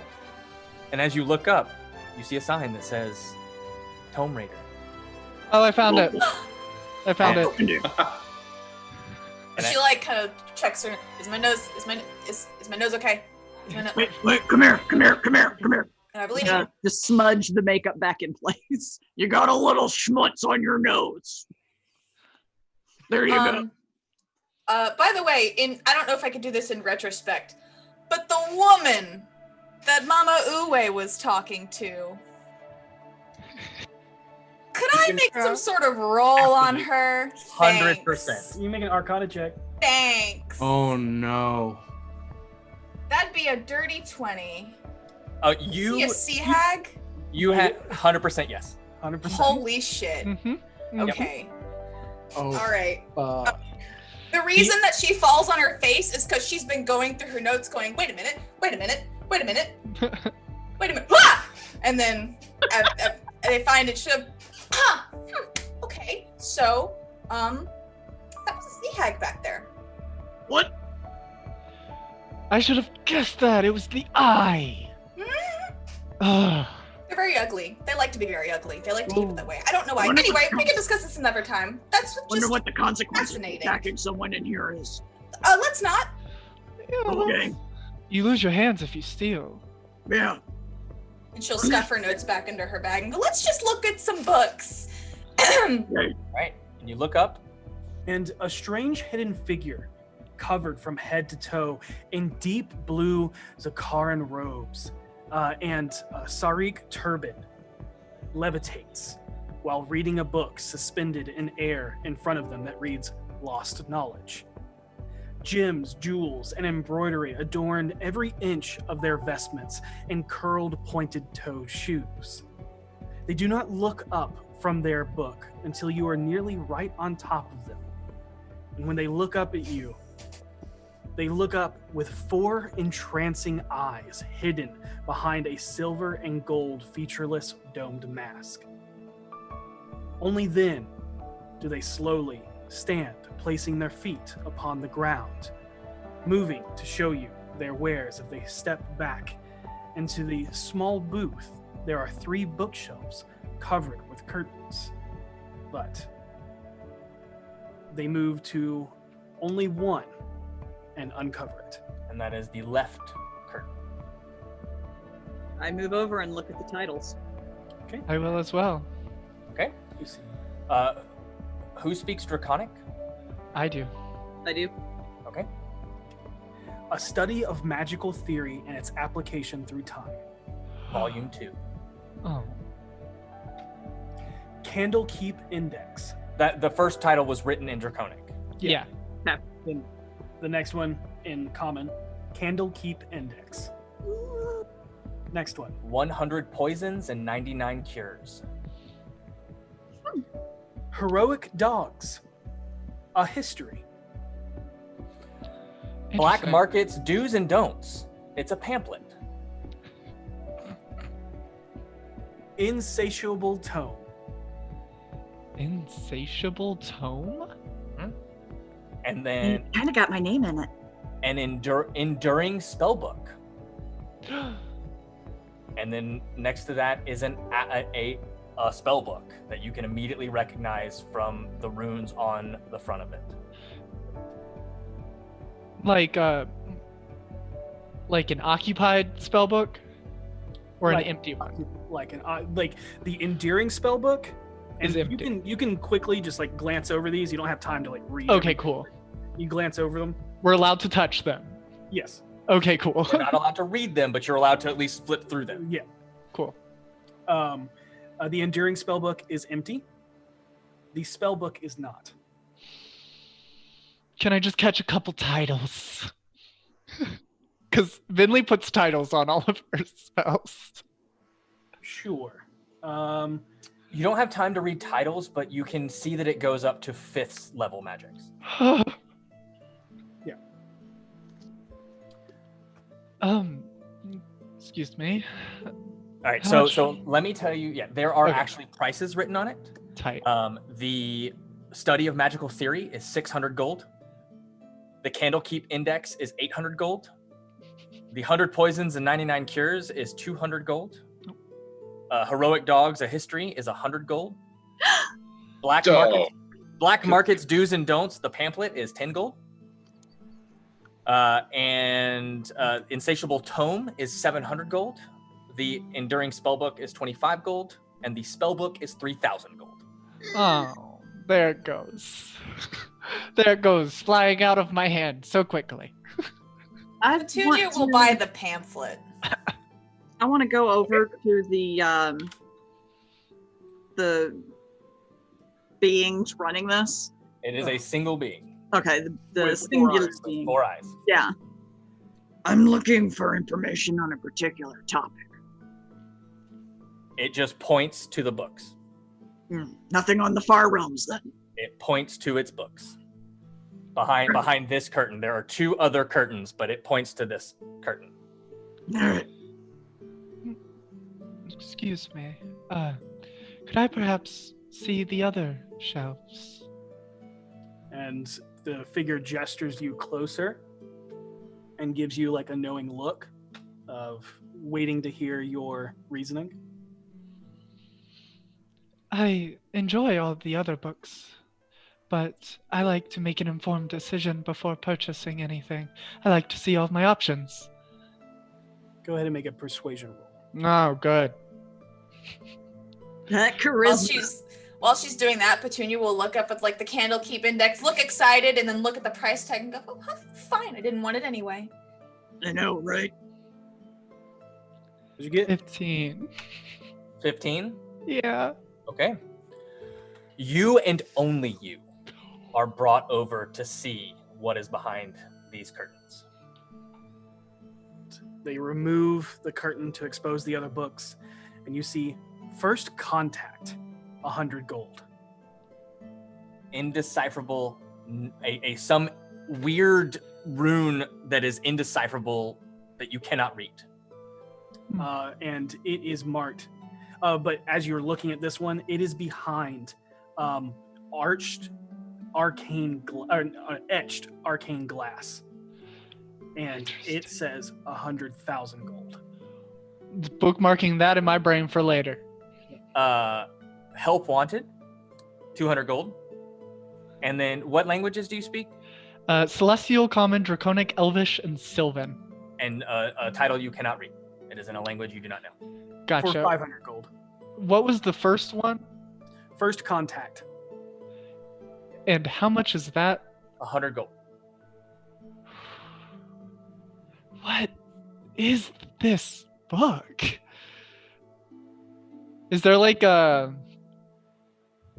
dust cover with a synopsis? Yes. Yeah. And you see this book is a guide to reaching out to a devil to become a warlock or make a deal.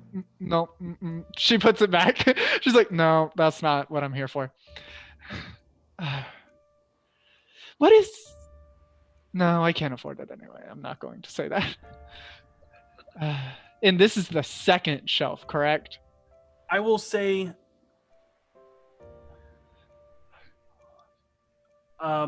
this dark book behind the etched glass that you're looking at has an iron nail pinning a tongue to the front cover. Okay, now we're speaking my language. All you can get out of it. You can't. There's nothing you can't flip through it. It is literally cannot touch it. The help wanted is looks to be a book about getting hired in any of the major cities.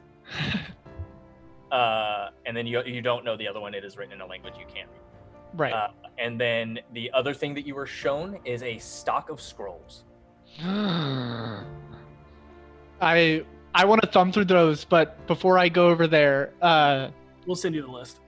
Tight. Can I roll an Arcana check on that, like the etchings and then the tongue nailed to the book?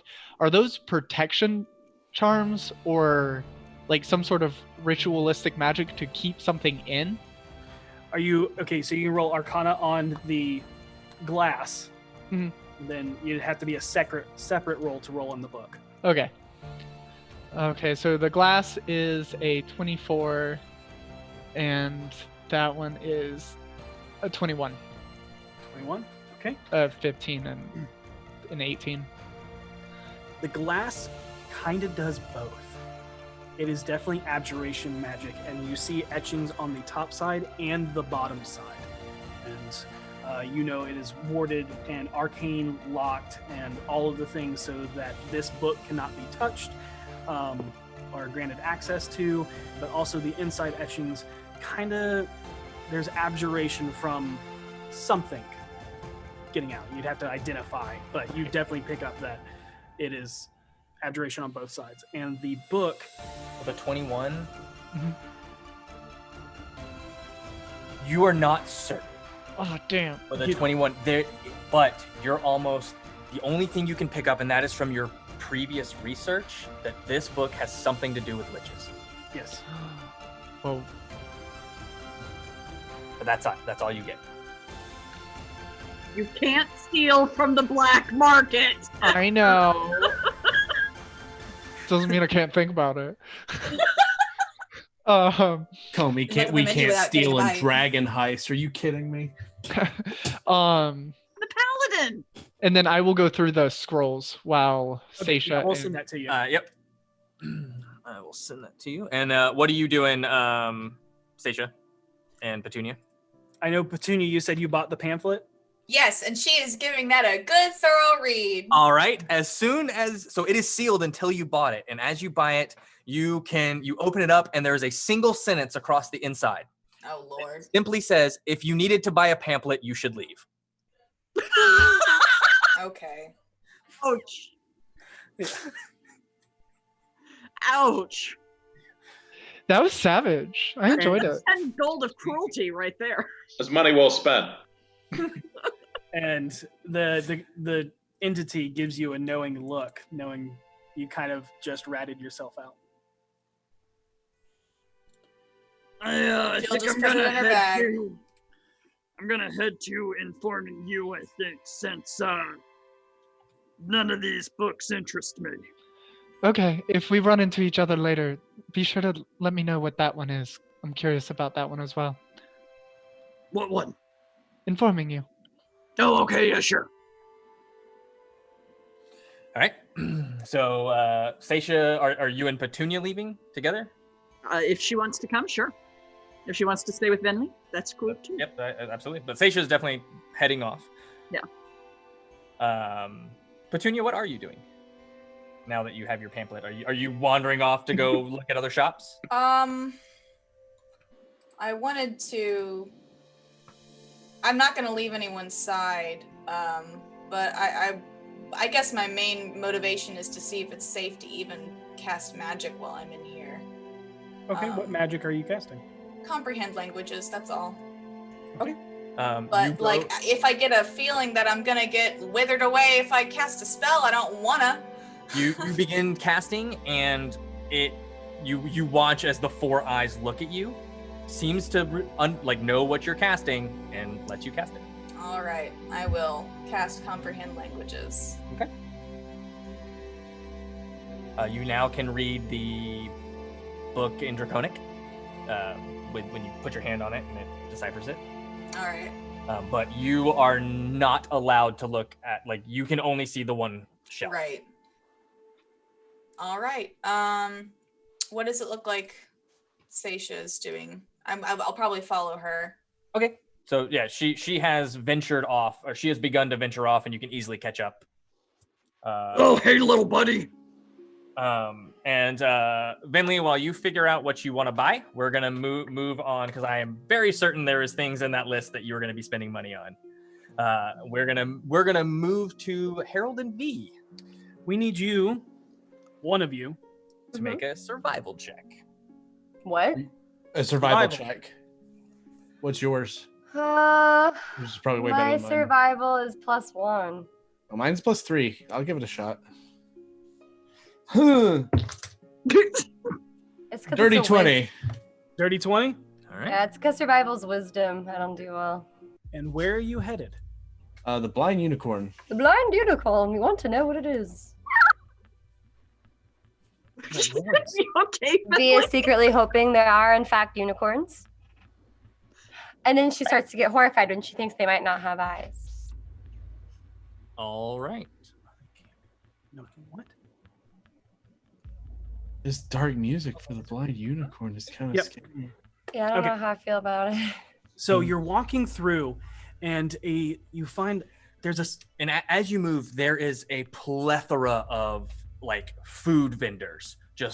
It's like food cart central down every aisle of just weird exotic food. So at any point, just so you know, if you get hungry, there is some place to stop to get something. But as you move through, and you finally get to a cement domed hut nearly passes your attention before you pass by it, and there's a large tunnel entranceway that you're drawn in by the wide array of wondrous arcane objects that hangs from the ceiling and fill the shelves inside. You enter only to hear the clatter of something behind you as you are nearly attacked by a strange blonde furred tarsier-like marsupial with large black eyes and bat-like ears. It bounces off of your head, V, and lands on the shoulder of an old half-orc wizard wearing red and silver robes. He smiles down at you with his broken tusks and multi-braided white beard. That he leans in to look at you with his one good eye. As you see, he is missing his right eye that is replaced by an ersatz eye monocle. Light illuminated off of his arms from faintly glowing teal tattoos that move and twist up his arms. His voice boom and echoes off the walls, even with the low-level bass of his voice. Alathid, we have customers. Running in from around the corner is a frail young woman, no older than 15, with soft features, a cascade of shimmering silver hair and bright gray eyes, a large knitted olive green shawl that covers most of her body, like a poncho over her raggy clothes. Sorry, Master Drumsher. I was right. I was busy organizing the... I did not ask for excuses. Help these people and find their wares. Make me my money. The young girl sheepishly nods and heads over with a big smile. Oh, hi. Welcome to Blind Unicorn. Is there anything in particular that you're looking for? If not, I can show you around to some of the items you might enjoy. Oh, we would love to have a look around. Just show us around. That'd be great. Yeah, there's tons of stuff. Tell me what you like. Oh, that's broad. Well, we don't really know what your shop entails, so why don't you start with like a brief description of what you sell here? Are there unicorns and are they blind? No, that's just a really fun shop name. I don't really know the story behind it. I'll have to ask Master Drummore about that. Master Drumshore about that. But we're pretty much all kinds of wondrous items. Cloaks and she kind of looks to you. I know what every girl needs. A dress of many pockets. Yes. You're right. You knew? But of course you knew. I know. Where is it? And she goes over and she pulls and kind of shows you to several dresses that are a multitude of colors on a rack. Various different... Actually, no, they all seem to be the same. So it's a clothing store. We're in a clothing store. V wants to confirm. No, it is not. It is. There are bags and weapons. I'm sure necklaces and rings and boots and.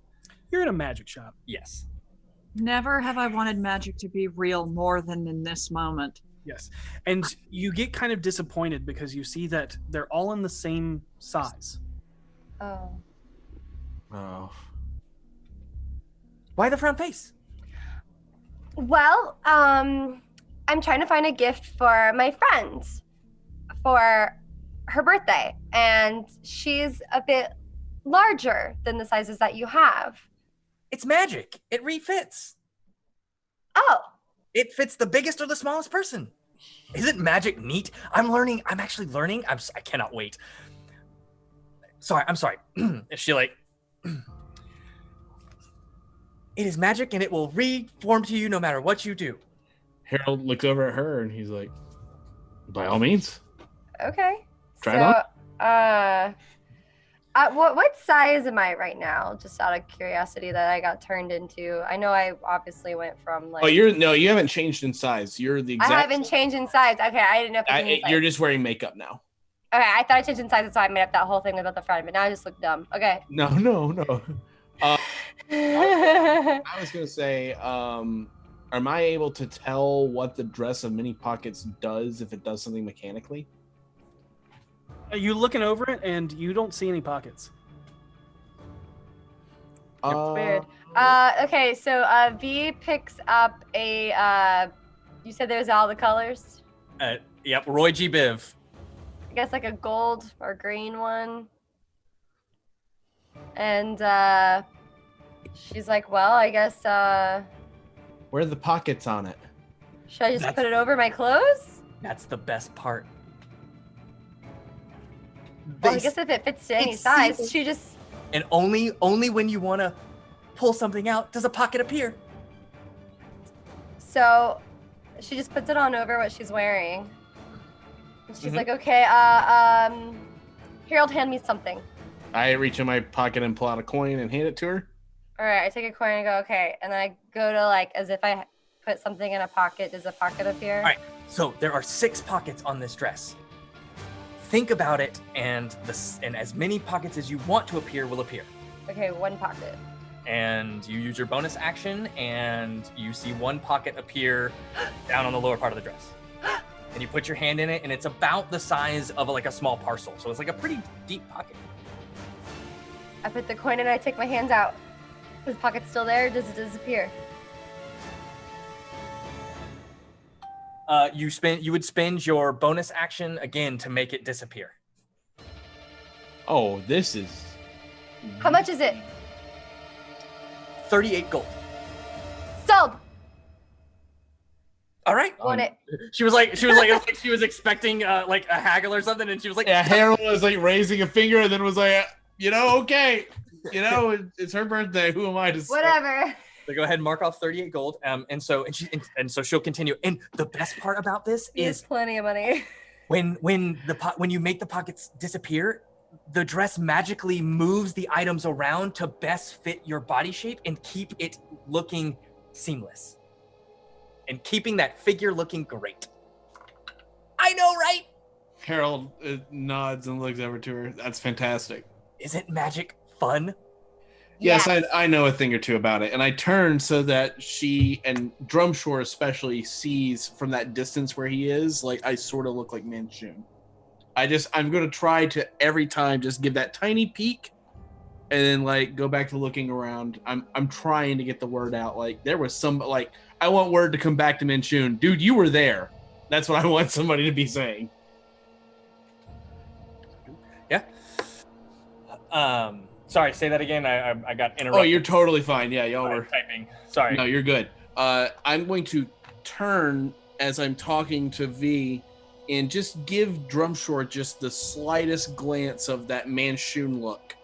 Like where it's like he can see that, and then I just kind of go back. I'm just trying to get the word out. Okay. Got it. So I'm gonna give you just to for brevity's sake. I'm gonna give you, as we're 7 till 11. I'm gonna give you a rundown of what's in here. Got it. And let me know if any of it kind of thinks. There is a jug. There's an that has many stoppers and corks across its surface. A silver amulet that looks like a grain of wheat but smells of old ale-stained wood. There is a bag with a face sewn on it. You instantly recognize this as a bag of holding or devouring. You're not quite sure. It's hard to tell in this light, as you've encountered both. Yeah. Yep. This ordinarily looking rust-colored leather bag looks to be filled with small fuzzy balls of various colors. A leather backpack with primordial runes around the edges. Dark green boots that look to be made of leaves. Black cuff boots that lace up the side with buttons. What looks to be an empty corked bottle. A wooden torch with a golden spike on the end. A multi-layered green leather cloak with tooled filigree. A slightly tinted blue glass orb. A small packet of dust. Clear bottle that appears...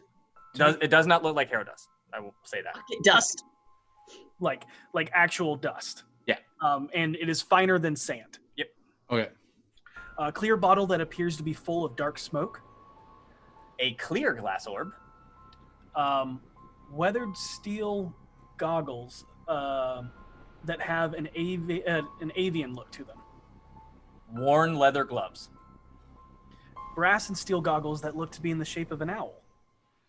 Silver rod that has the torso of a charging bull on either side. A simple key. A pan flute that appears to be made of brass. A golden feathered ring with a sapphire on top. A robe covered in pockets. As you see, like a bunch of various stitched items on these pockets. A simple silk rope. Large coin the size of your palm with Gothic lettering on each side. A belt with several pouches containing various vials and tools. And a wand with a large wooden pommel that extends into a white shaft. You instantly recognize this as one of the items Star uses. Yep. Is a What wand is of conducting. the jug do? Why does it have so many holes? Oh, that's great. This is a jug, and you can say something like mayonnaise, and it's a jar full of mayonnaise. It changes every day. Wait. It can just be a jug of whatever you want it to be. So only once a day? Once a day. I mean, there's a set list that it is. There's like wine and oil and water and beer. Okay. All right. What about the worn leather gloves here? These look a little old. Those are really good for people who like to break into places that they shouldn't be. I see. What about the... What's with the normal key? Yeah, that was literally the next one I was just... That is a mystery key. We have no idea what it goes to, but that's the fun. How much is that? 30 gold. 30 gold for that, okay. What about the black boots with the buttons on the sides? Do those do anything, or are they just boots? Those, whenever you step, your track, your footprint is totally different than what your actual footprint is. That could be huge for Oh. What about those avian goggles?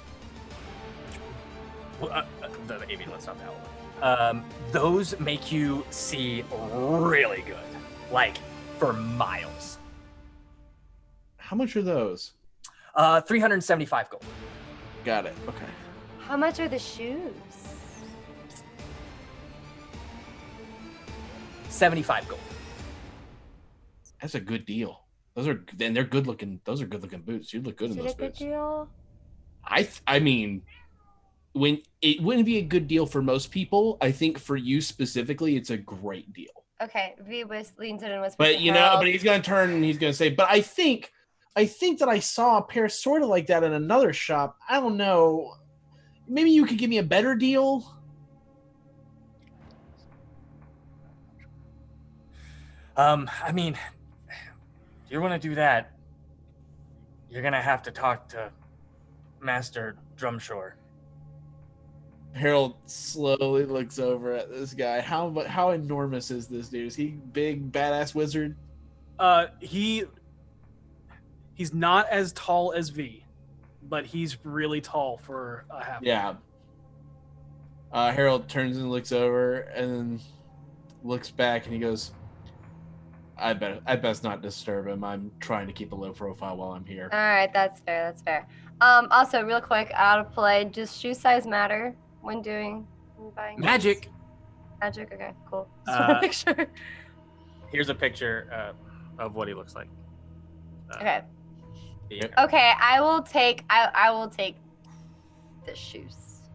Okay. 75 gold. Oh. Very excited.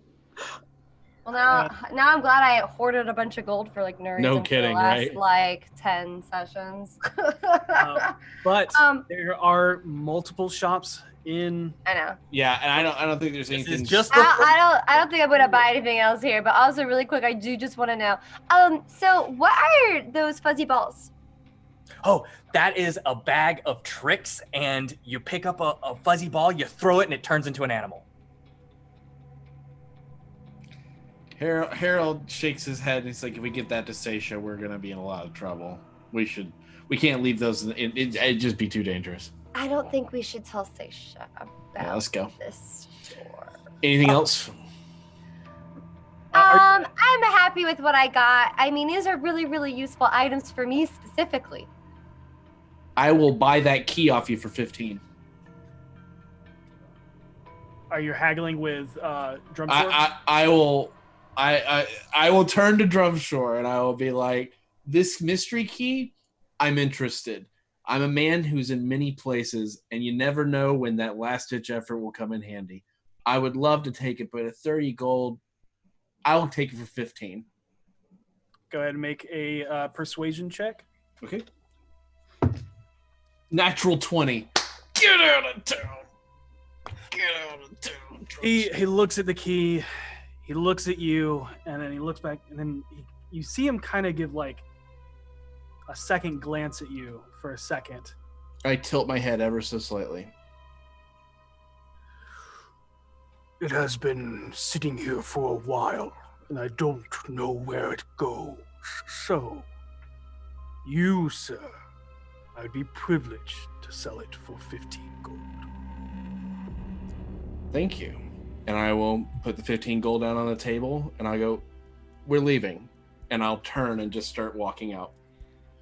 Okay. Also, okay, I just follow. But when you were doing the haggling, I changed into my new dress and boots, and also I have decided. Oh gosh, I was trying to figure out what color I picked out because I just looked up a picture of it. No, you can. You can figure that out. I'll figure that out. Yeah, and neither of those items require attunement. So as soon as you put them on, you do. You can go ahead and add Boots of False Tracks, but the dress I'll have to send to you. That is actually a Griffin saddlebag item, which, if for those of you not familiar with, Griffin is a phenomenal magic item creator and just had a Kickstarter and has some stuff coming out, which is incredible. Please check out Griffin. Also, Griffin saddlebag items can be found on Eldritch Foundry. Some of them can indeed. Yes. Indeed. Very cool. Griffin did a lot of the item work for Eldritch Foundry. So Voss. And hold on real quick. Harold, Ethan, you can add a mystery key. How the mechanics of that works is you can put it in any lock, and there is a 10% chance. Is it 10 or 5? It may be even less. There's a percentage chance that it unlocks whatever the lock is, but once it is used. Yeah, but that's what I was gonna say. That was the door it was for. 5%. Yeah. There's a 5% chance that key is what that goes to. I love things like that. So that's perfect. So funny. Yeah, when I saw the normal key, I was like, he's gonna buy that. Yeah, there's no question. Voss, you're making your way to Secondhand Smiths. We need you to make a survival check. Certainly.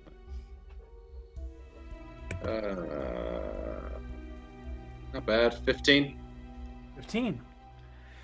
You come around a corner to a cacophony of people yelling. At first you think it's an altercation until you see the masses haggling, wheeling, and dealing with one of the most popular vendors across the bazaar.